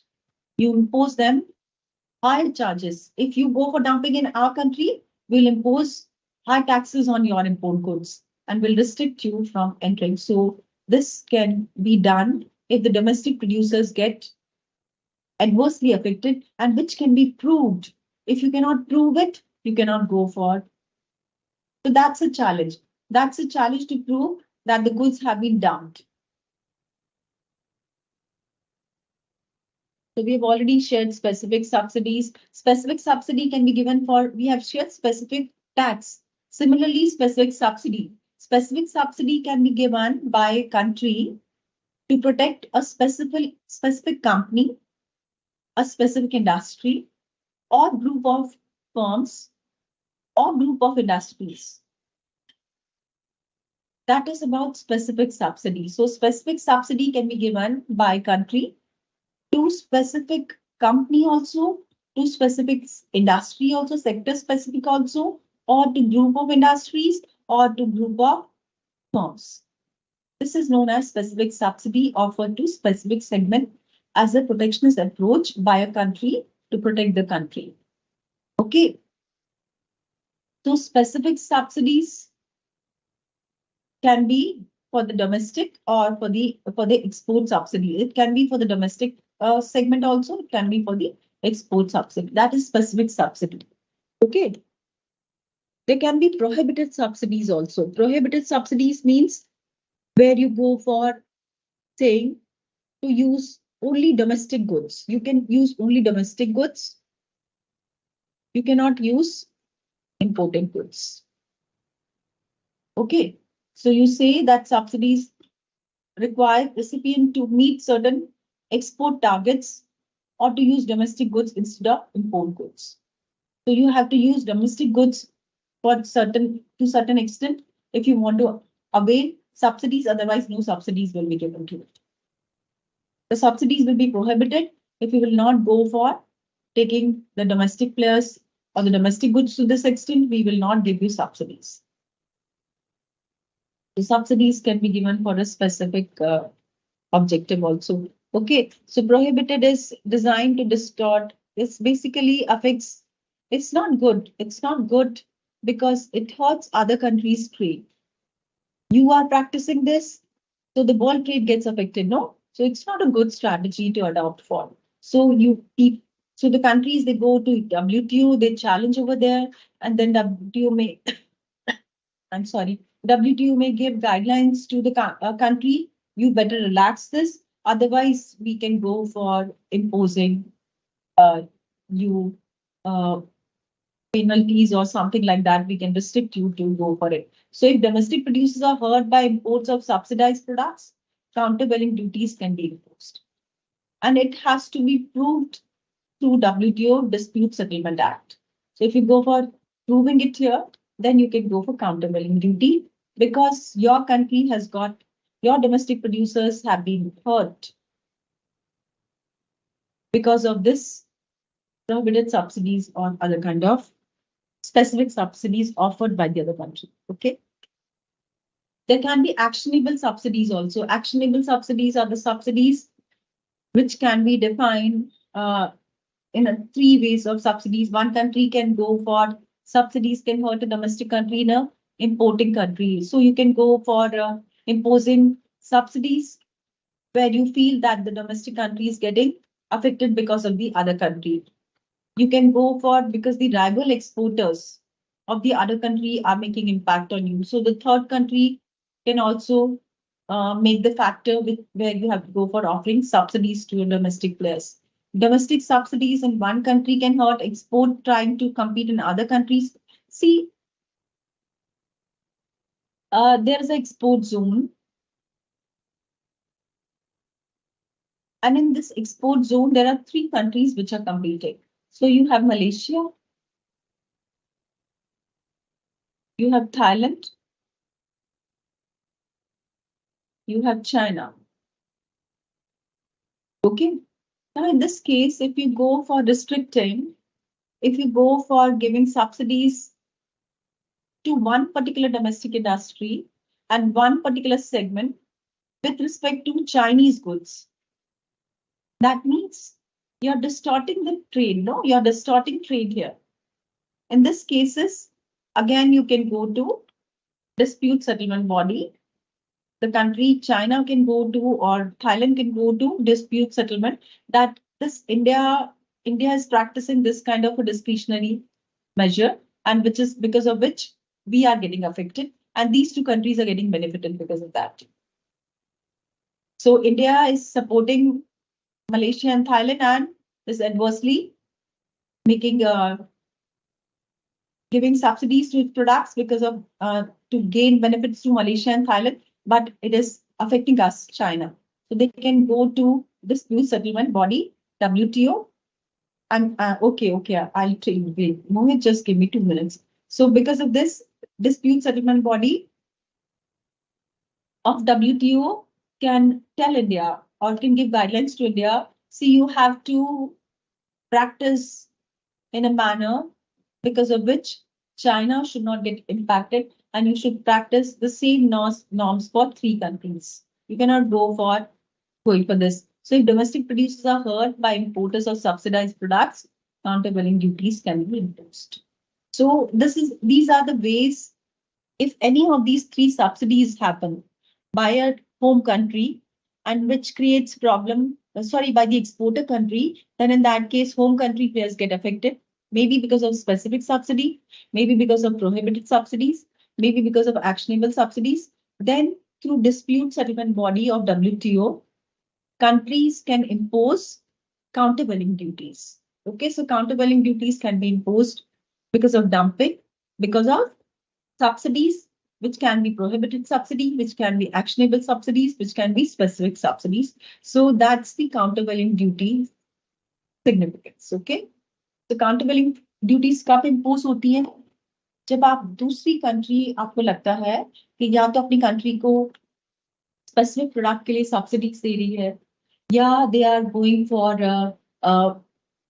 Offering subsidies for rival exporters को subsidy दे रही है जिसकी वजह से domestic player सफर कर रहा है और it can be specific to it can be prohibited subsidies totally telling that you cannot go for buying this product from this country until unless you take it from the domestic players. So these are the three ways subsidies provided by the home country, by the exporter country can adversely affect importing country and they can go for dispute settlement through WTO. So countervailing duties are clear. Countervailing duties can be because of subsidies. Countervailing duties can be because of the dumping. So these are the two factors through which countervailing duties can be imposed through dispute settlement agreement as per WTO norms. Okay, so We'll take a break of 10 minutes and then we'll resume with non-tariff other components which are there in your syllabus. Okay, let's go for 10 minutes break.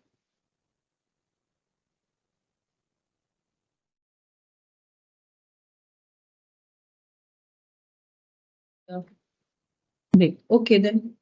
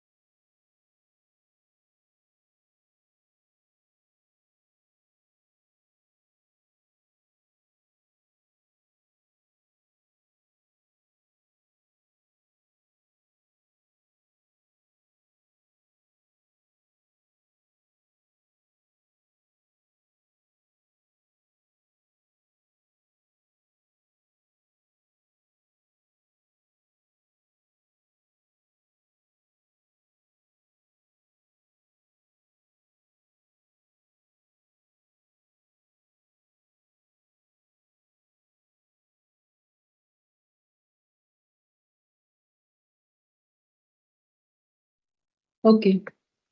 So what we have shared till now, tariff barriers at length, and non-tariff also broadly we have shared. But now more specific as per your module. So non-tariff barriers, you can see here, there are two columns. The left column depicts about the non-tariff barriers, and the right side depicts about what exactly is the meaning of that non-tariff barrier for a specific country where it is imposed on. Okay, so one is sanitary and phytosanitary measures. So if you understand, this is about plant and animal health regulations that countries which are exporting beef or countries which are exporting herbal products or some food products which are like seafood or something like that. So there are certain regulations which have to be practiced, and sometimes they make it so difficult, stringent, that other country cannot follow it. So suppose US want के India का seafood should be export should like people in US should not import India's seafood. So what they'll do, they'll fix a very stringent or difficult norms, high norms. And once they fix those stringent norms, so what will happen because of that? This will become very difficult for a country to go for sustaining. So India के लिए बहुत मुश्किल हो जाएगा वो norms को meet करना, and that is why they will not be able to export their goods in the international market. So sometimes rules and regulations can be so difficult, which restricts. So that is known as sanitary, especially for plant or animal health regulations. So seafood hai, then you talk about herbal products hai, all those things. So the norms can be, they can put restrictions, and which becomes difficult for a country to go for exports. Barrier, kind of a non-tariff barrier. Okay. Quality standards, basically quality or standards are the technical barriers. You can go for country may go for technical barriers. Technical barriers basically is that what should be the content of the product, how many calories should be there, what are the subcomponents of the product, the process by which it has been manufactured, वो कैसे बनाया है, manufacture किया है, उसका packaging है, labeling है, all those factors, are they not up to the mark or as per their specifications? So country makes sometimes difficult for the other country to enter. So these are technical barriers. Technical barriers related to composition of the product. Account classes? What are you saying, Tanu? So taking care about the content of the product, the process by which they are manufactured, and their labeling and everything. Okay. So this is about technical barriers to trade. Then pre-shipment inspection and other formalities that before the product is boarded for export. So they have to see that the licensing norms they have checked or not, their products are secured or not, and before they get imported. So before they are imported, export country जो कर रही है, उसकी वहां पे वो सारे norms उन्होंने follow किए हैं. Do they have everything in place? So these kind of pre-shipment inspection and other formalities before the good get exported.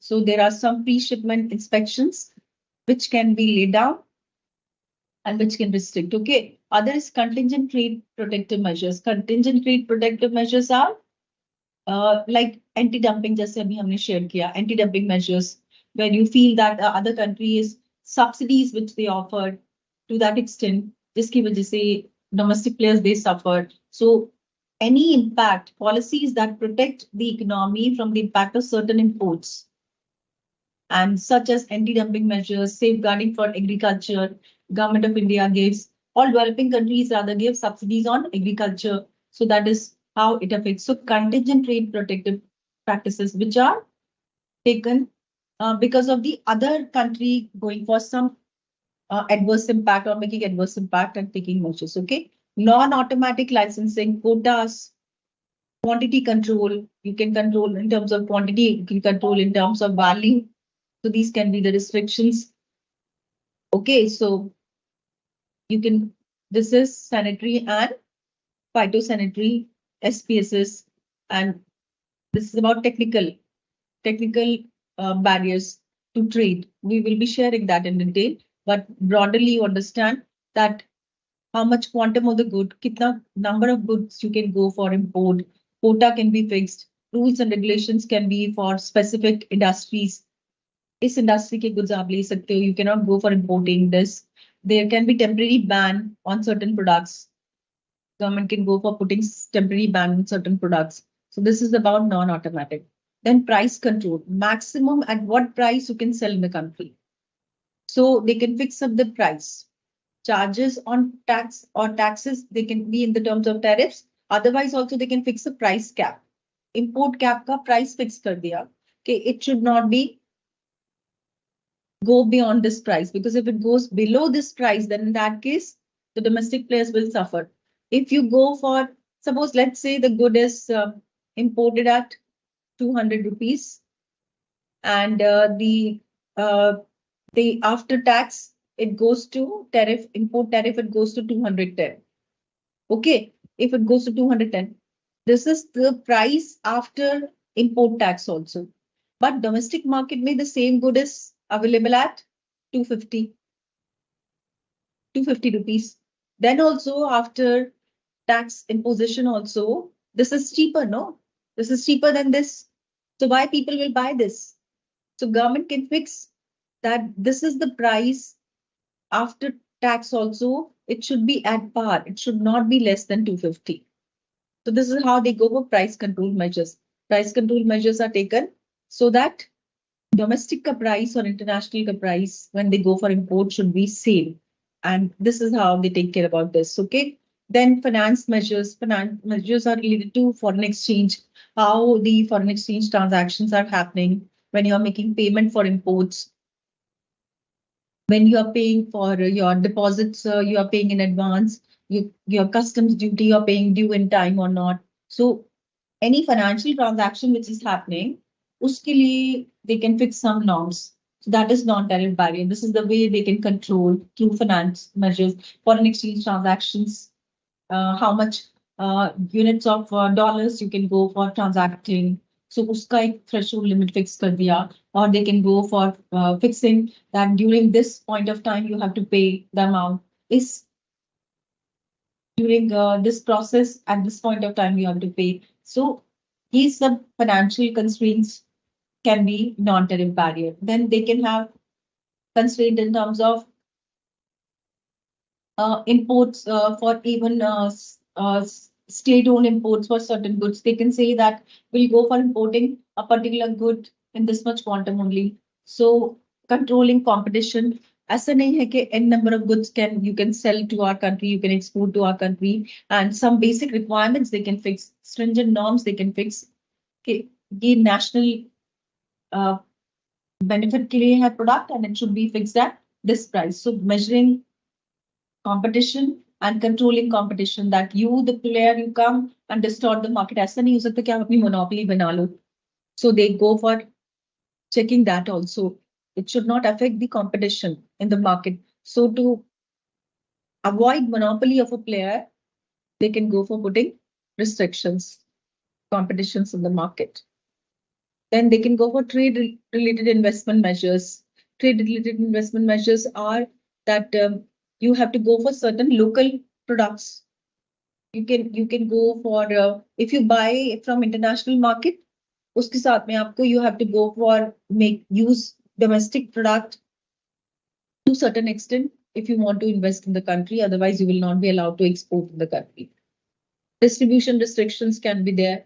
They can go for restricting that to sell imported goods in the domestic market. They can restrict that you can only sell these goods in these areas only. Suppose they say that you can sell the good only in Delhi, NCR, or specific area. You cannot sell the good in remote India.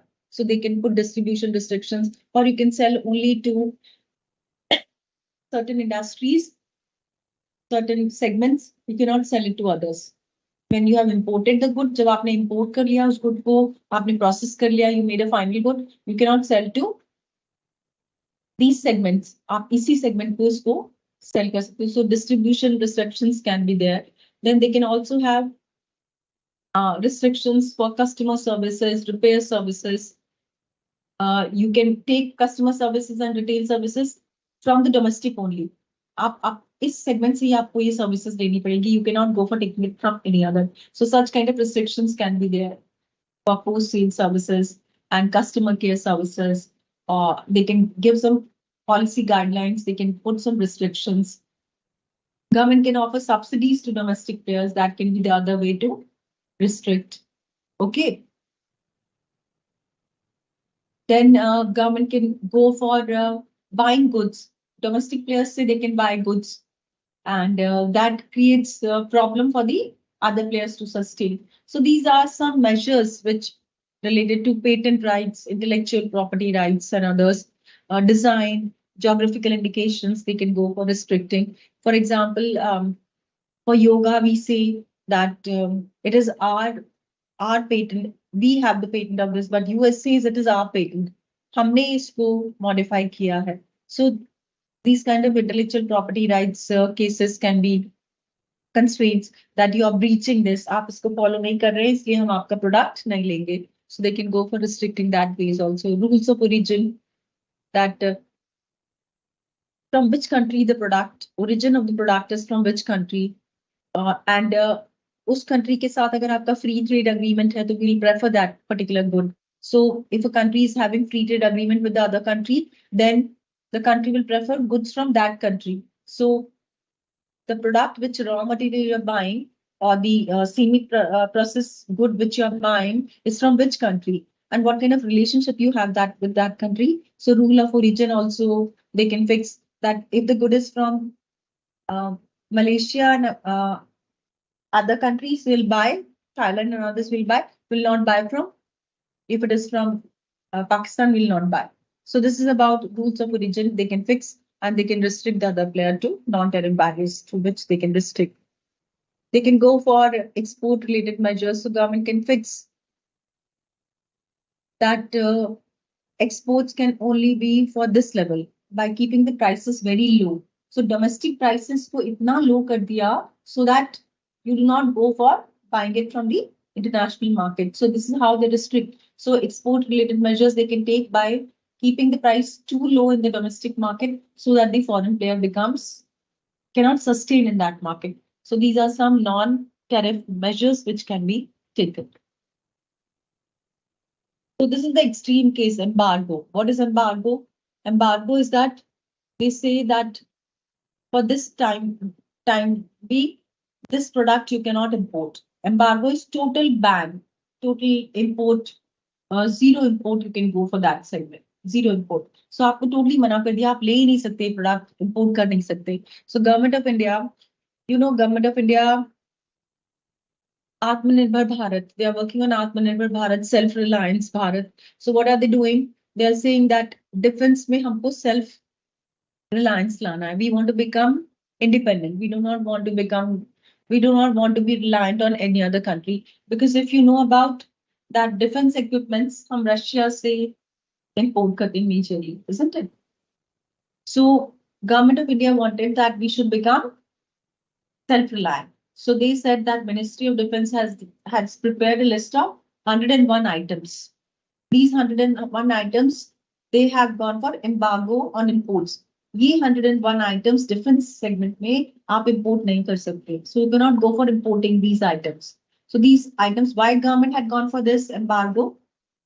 They have taken because they believe that India should become self-reliant in defense. Defense manufacturing में, industry में, we should become self-reliant. And to become self-reliant manufacturing base, what is required is that to discourage imports. अगर आपको self-reliant बनना है तो आपको imports discourage करना पड़ेगा. If there is no import, then you have no option. Then you have to produce. You have to become competent to produce. जब आप import नहीं कर सकते, तो defense तो आपकी basic requirement है. So आपको बनाना ही manufacture. You have to do the manufacturing of it, no? So that was the idea behind imposing embargo on 101 items. So Ministry of Defense has made a list of 101 items where they have gone for embargo to make India self-reliance in defense. India को self-reliance बनाना है, independent बनाना है defense में. So that the manufacturing items can be, they can make manufacturing items within the country. Own design, own development capabilities. We can go for development capabilities in India, and we can have our own designing capacity and adopt the technology so that we can become self-reliant to meet the requirements of armed forces of the country. So that's the idea here. So they have gone for 101 items have been embargoed. Embargo means zero import.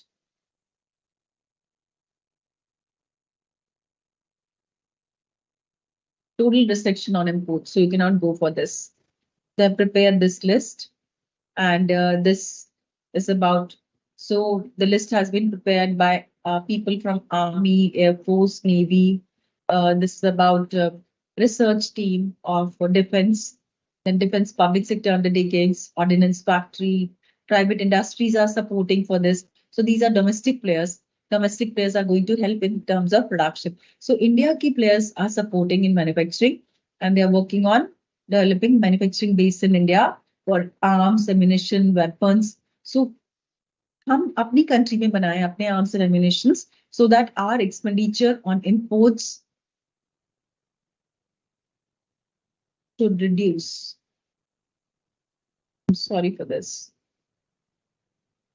So our imports should reduce, and for this, India has gone for 101 embargo on defense equipments manufacturing to make India self-reliant. India अपने आप produce करे, इसीलिए इन्होंने embargo impose किया है 101 items पे defense equipments पे Ministry of Defense ने. India has also gone for voluntary export restraints. It's self-imposed. So voluntary export self-restraints we have already shared. Self-imposed trade restrictions countries goes for by fixing the number of goods for a particular nature. जैसे हमने देखा Brazil and Canada fixing the number of goods. इससे ऊपर आप import नहीं कर सकते और export नहीं कर सकते. So this is the request given to exporting country by whom? By the importing country. That is voluntary export restraints. And what happens because of this? The exporting country to avoid tariffs or quotas imposed by importing countries and enables them to have a degree of control by setting their own restrictions. So they do not go for quota, they do not go for tariffs, they go for restricting their domestic players. This is voluntary export. So domestic country, Brazil will not go for imposing tariffs or fixing quota. Rather, they'll tell Canada, you take care of this. So this is how voluntary export restrictions are different than tariffs and quotas. Okay.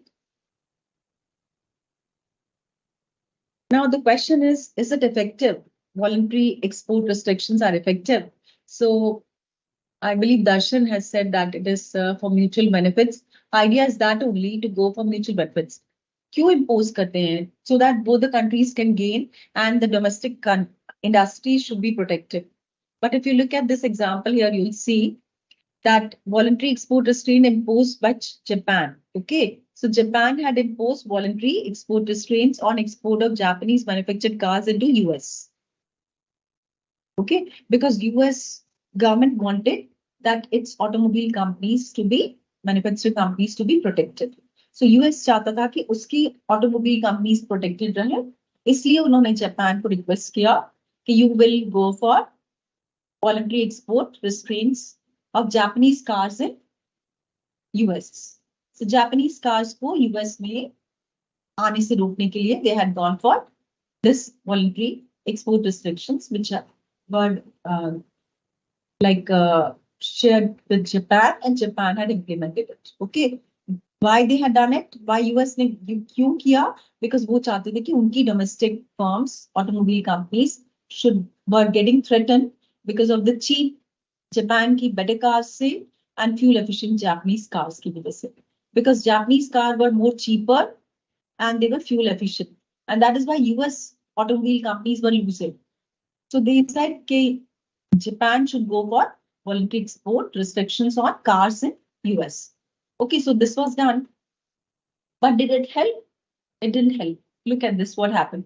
So the restraint proved to be ineffective. It didn't work because Japanese automotive producers established. उन्होंने क्या किया? Japanese companies ने, rather than exporting, they established their units in US. उन्होंने अपना manufacturing unit ही establish कर लिया US में. So once they established manufacturing unit in US, then there was no question of exports. And that made them, so what happened? US people got Japanese cars, which were fuel efficient and cheaper also. And voluntary export restrictions made no impact. So this is how it works. Okay, so export limitations by country cannot help. Sometimes it is ineffective. And this is the case which you can always quote. If you look at voluntary export restriction on textile, so textile में क्या किया? Textile producers in Europe, they were having tough competition because of US.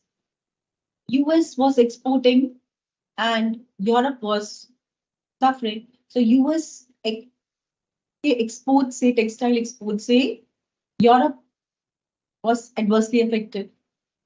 And that is why, as a result of this, voluntary export restraints were implemented. But this voluntary export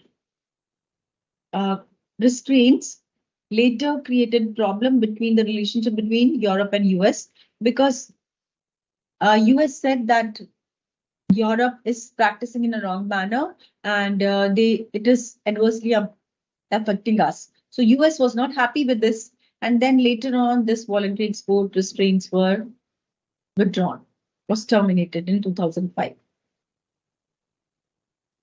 Okay, so this was later. So what is the learning here?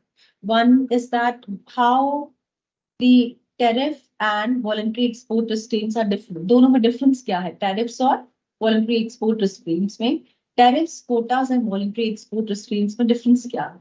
Number two, tariffs benefits क्या है? What are the benefits of tariffs? What are the challenges of imposing tariffs?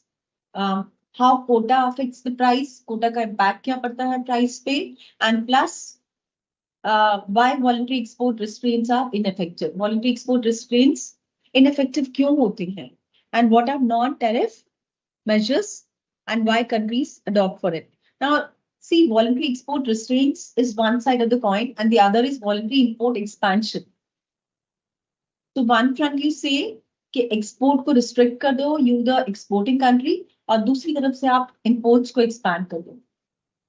So one is that voluntary import expansion. Voluntary import expansion occurs when a country agrees to increase the number of imports into its country.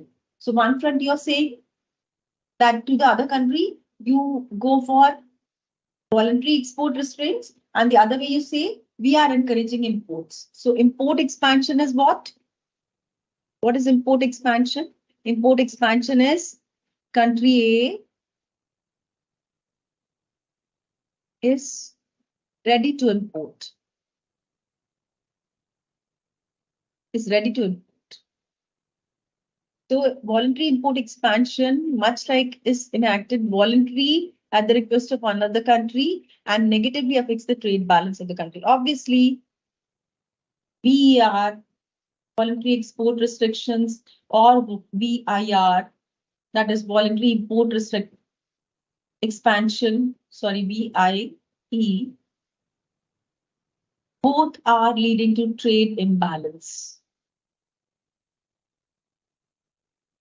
Yes, trade imbalance होगा इसकी वजह से definitely होगा. क्यों?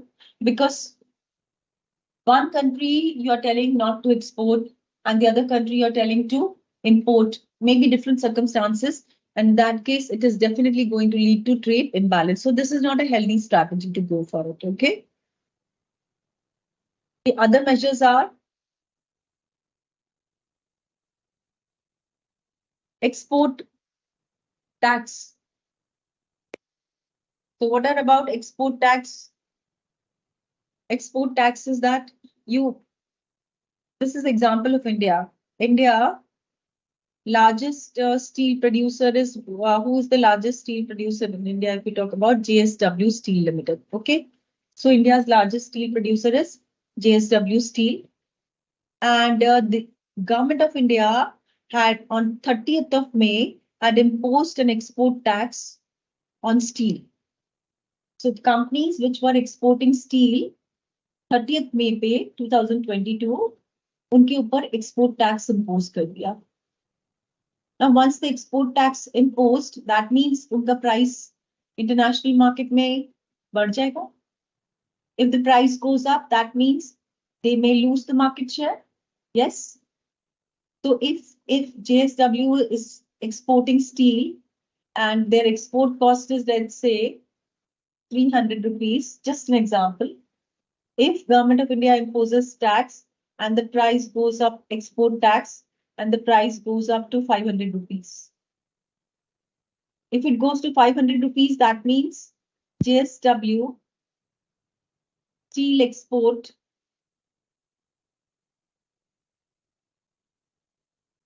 demand will decrease and it will lose the market share. So what happened?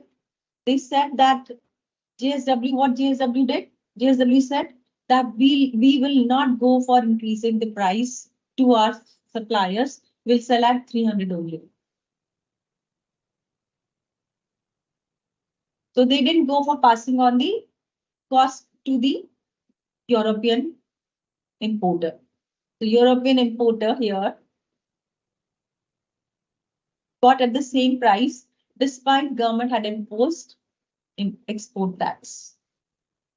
This is the case of India of May 30th, 2022. India imposed 15% tax on steel products. So from zero, they had gone for 15%. And that is why, and because why they did it? Because Indian players were exporting steel to Europe and other countries.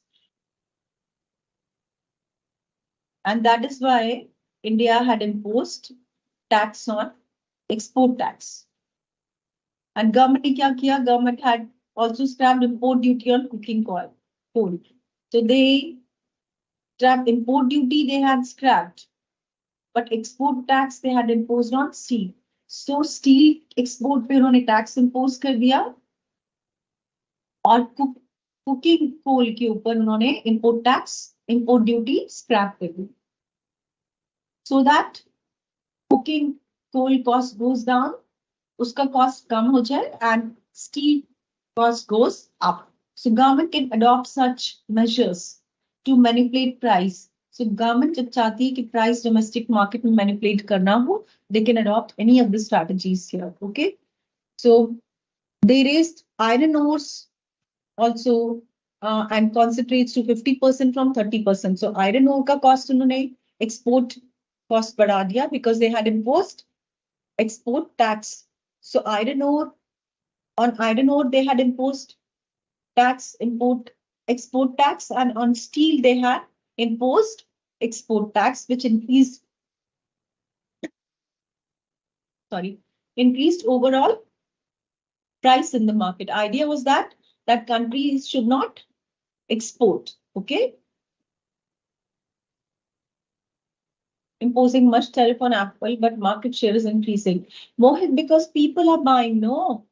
Despite increasing the tariff, if the price is increasing, and the and Apple company is also passing on the price, but Indian players are buying.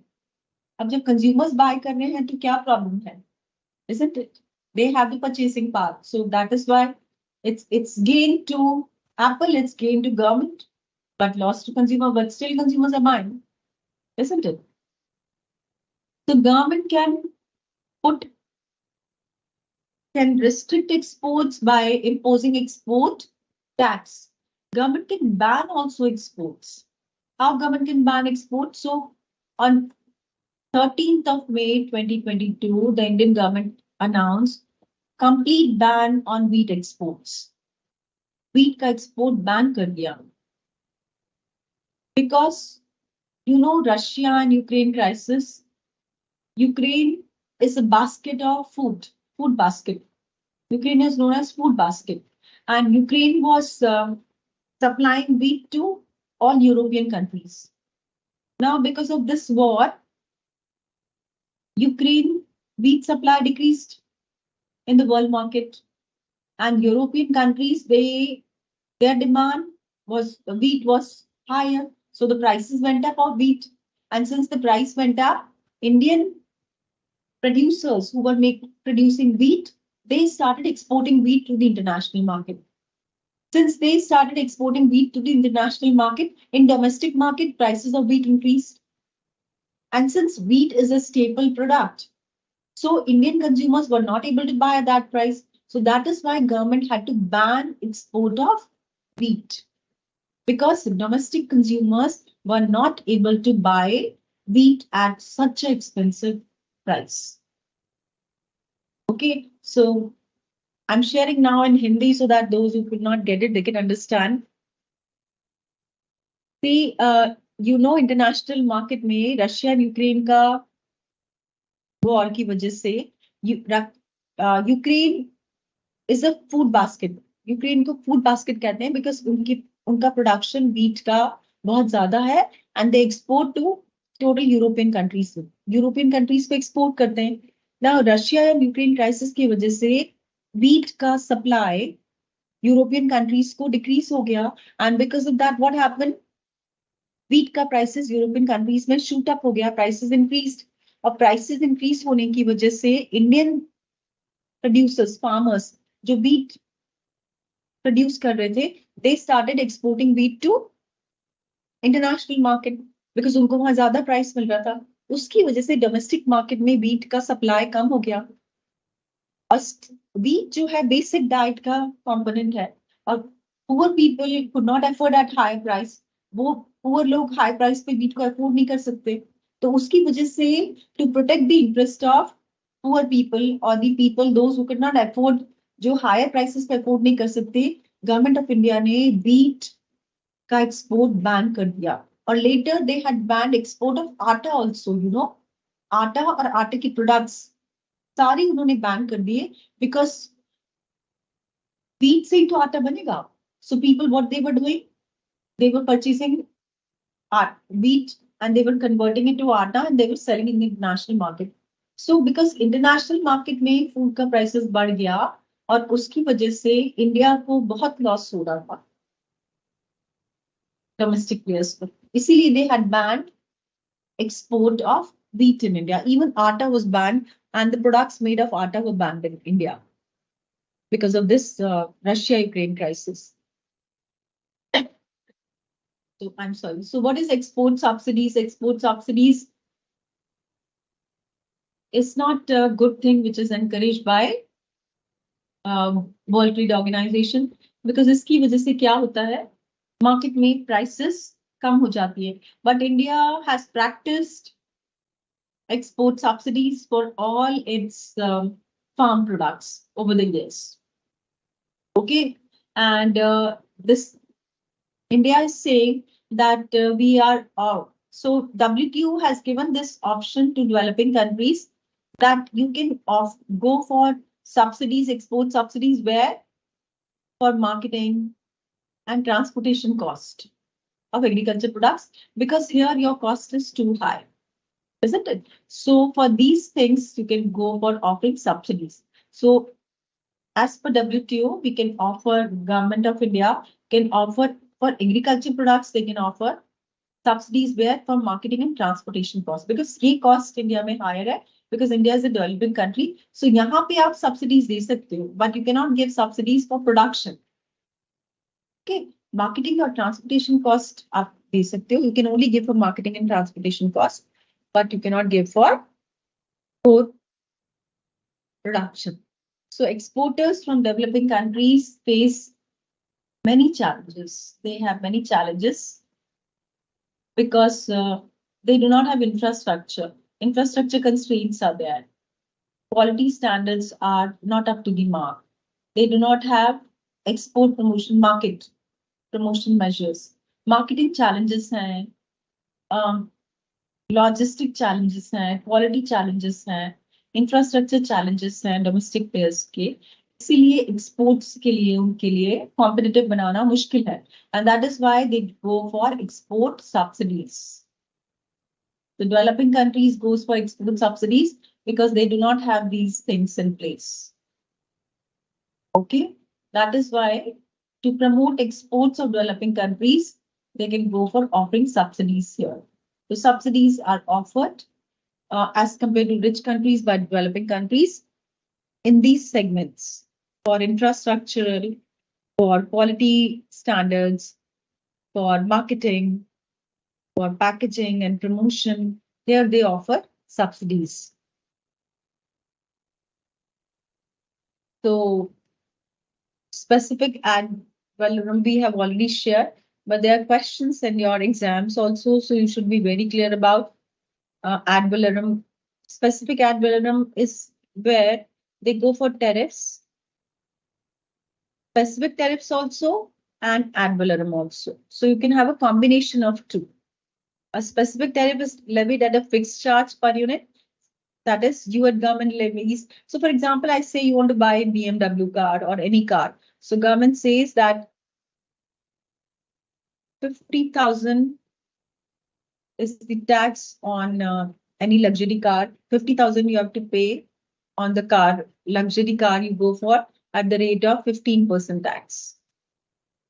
So 50,000 to आपको देना ही देना है, whatever is the price of the car, plus 50,000, and plus you have to pay 15% extra. So this comprises of both, isn't it? This is about both ad valorem and as well as about the specific tariff. So you can have a combination of two. So for example, if we say that if 1,000 watches are imported, the US government collects a tariff at the rate of 0.51.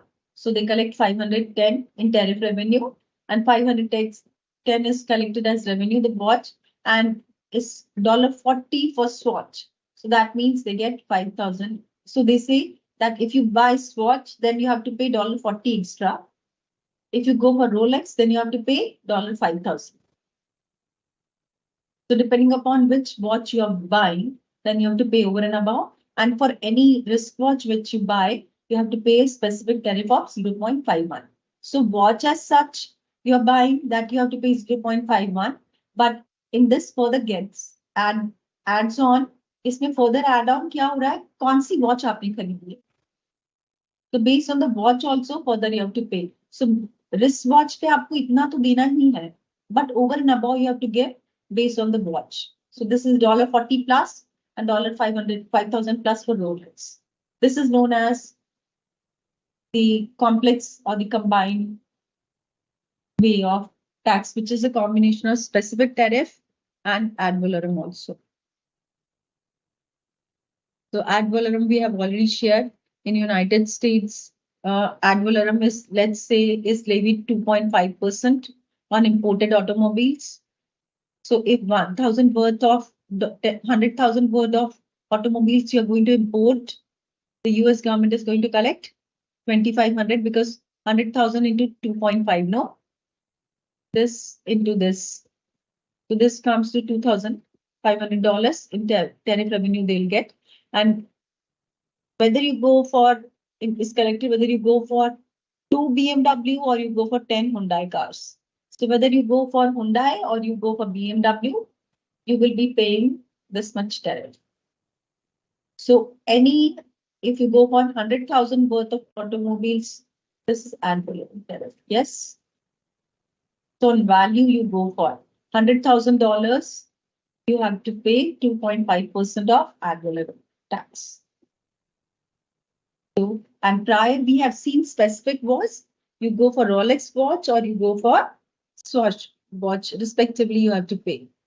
You can have also three-part tariff. Three-part tariff means you can divide tariff in three components.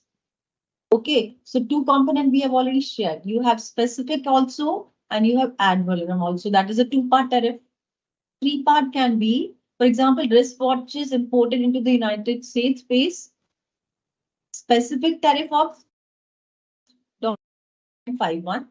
On any watch you import, wristwatch you import, you have to pay $0.51 tax. And it has to be at 6.25%. Plus you have to pay 6.5%. ad valorem on the case. So case, wristwatch case, if you buy, you will get case also, no, when you're buying wristwatch. So on case, you have to pay 6.25%, and on strap of the watch, you have to pay 5.3%. Are you realizing? So this is wristwatches $0.51. Then you have to pay extra for ad valorem for the case, whatever will be the price of the case. You have to pay 6.25% on that. And whatever is the price of strap, you have to pay 5.3% on that. That means it is a three-part tariff. So government can make it complex. Government jitna chahe usko complex bana sakti hai. Here they have put ad valorem on a box के ऊपर and plus strap के ऊपर. So that is about whatever जो price box का होगा उसके ऊपर 6.25% और strap का जो wristwatch की strap का जो price होगा उस पे 5.3%. So this is how three-part tariff can be imposed. Compound tariff. What is compound tariff? Compound tariff is combination of both. जो अभी हमने share किया, that is ad valorem plus specific tariff. This is known as compound tariff, which we had shared prior. So if they go for import mushrooms, United States goes for import mushroom, then they have to pay 8.8 cent per kg plus 20% of the value. मतलब एक हो गया आपका specific and the other is on ad valorem based on the value. So this is a compound tariff. Compound tariff. Okay, so this will be the compound tariff, which has a combination of both ad valorem and specific compound tariff. Constant tariff. Constant tariff is that government can go for same tariff for all goods imported. That is a constant tariff. For example, 6% tariff on a particular country or any good you import from that country, 6% tariff. You import from Arab Emirates, 5% tariff. Almost all goods. Bolivia, if you import 0. This is constant tariff, but it is very rare. बहुत कम होता है ऐसा कि पूरी country के लिए आपने एक tax fix कर दिया, tariff fix कर दिया. This is very uncommon. Okay. Then harmonized tariff schedule. Harmonized tariff schedule is that in United States, harmonized commodity coding hota hai. Okay. So you have the harmonized system. International market mein when you trade, har product ka ek harmonized code hota hai. Each and every variety of the product has its harmonized code. System code. Okay, so this harmonized code के ऊपर उन्होंने tariff fix कर दिया. If you go for code number 011, then in that the tax will be at 5%. So this is one tariff rate which has been fixed on harmonized codes also. Okay. You can see here different countries over the time period have imposed different tariff rates. So look at this. India का आप देखिए, it is very high. India is having 15%, Ghana 13%. So the poorer the country is, the developing countries, there are higher the tariff, you see. Because why do they go for higher tariffs? Exactly, Mohit, like GST में होता है HSM. So similarly here, why countries, you see developing countries, they have to go for higher tariff. Because उनको अपनी domestic companies को protect करना है. To protect their domestic companies, they have to fix high tariff. That's why you see these countries here.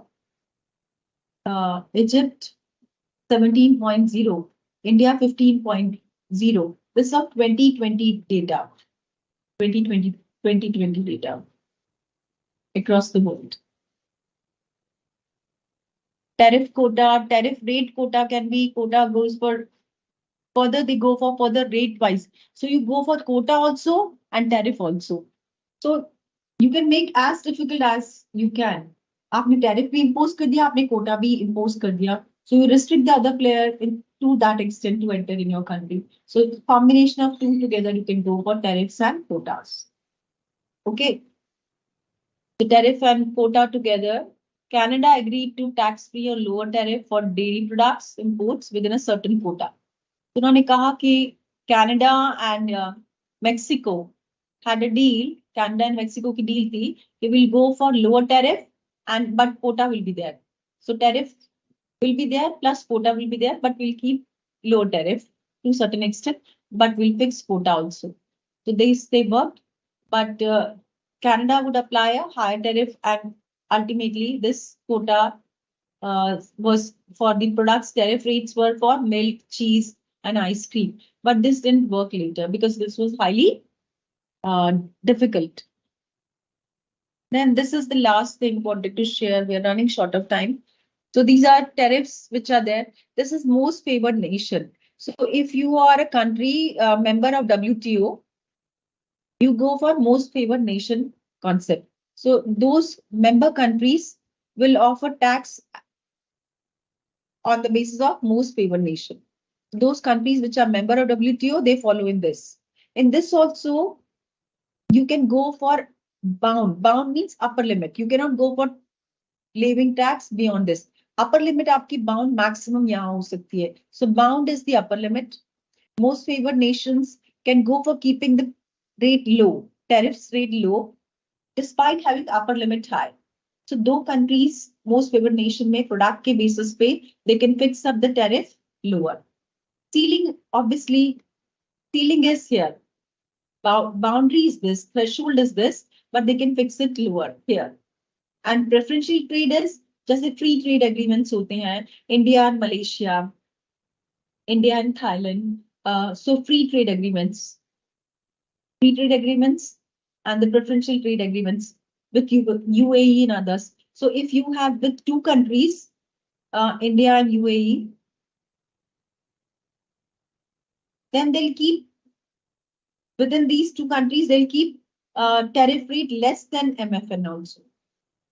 Most favored nation से भी आप low tax rate इसमें रखेंगे. So lowest is in preferential trade, preferential tariffs, trade agreements.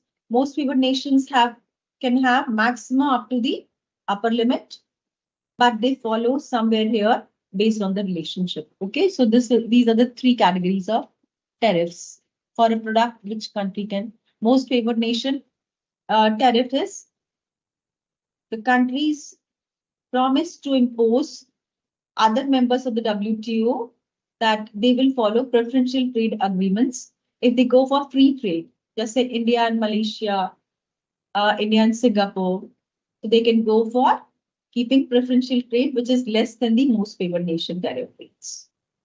Okay. Preferential tariffs, I've already told you. Preferential tariffs are countries, they have agreements. Like we have BRICS, we have SAARC, we have ASEAN, we have, so they may go for most favored tariffs can be less, but definitely it will not be zero, but it can be low. So most favored nations. Bound tariffs, I've already told you the maximum, you can go for the maximum limit. You cannot go for beyond that. WTO members normally keep tariff less than the bound tariff rate. And binding, the gap between the bound and the MFF, that is most favored, is known as binding overhang.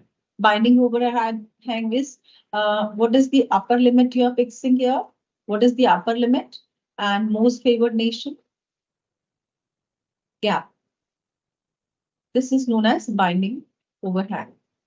Because lower the lower it is, better it is, no? So if you look at it, this what you can see here, developed countries, bound, and most favored is very less gap is here.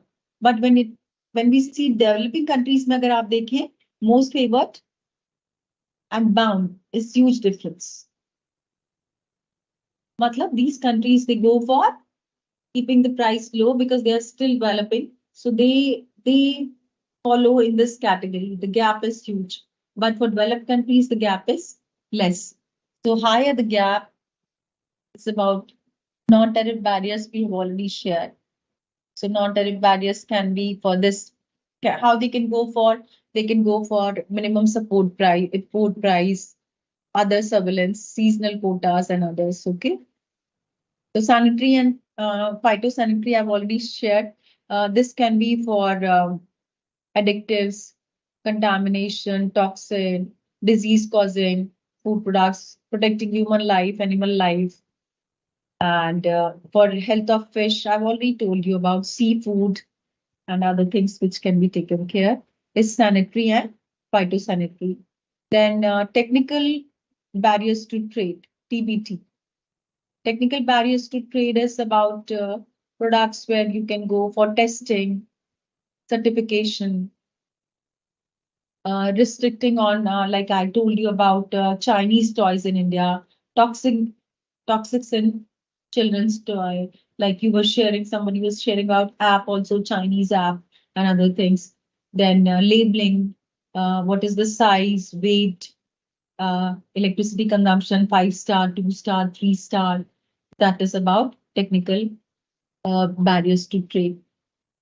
That is it. I hope this is clear to all of you. Anything you want to ask? Any queries if you have?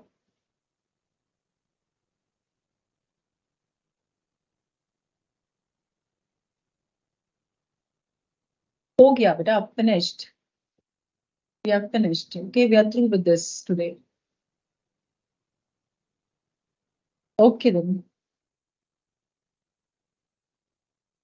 You can revise. I'll share this and you can revise. And please do quote examples from this because there are many examples which I've shared. मैंने आपके साथ बहुत सारे examples share किए हैं आज. आप उसको अपने exam में share कर सकते हो. Okay? Okay, then bye. Take care.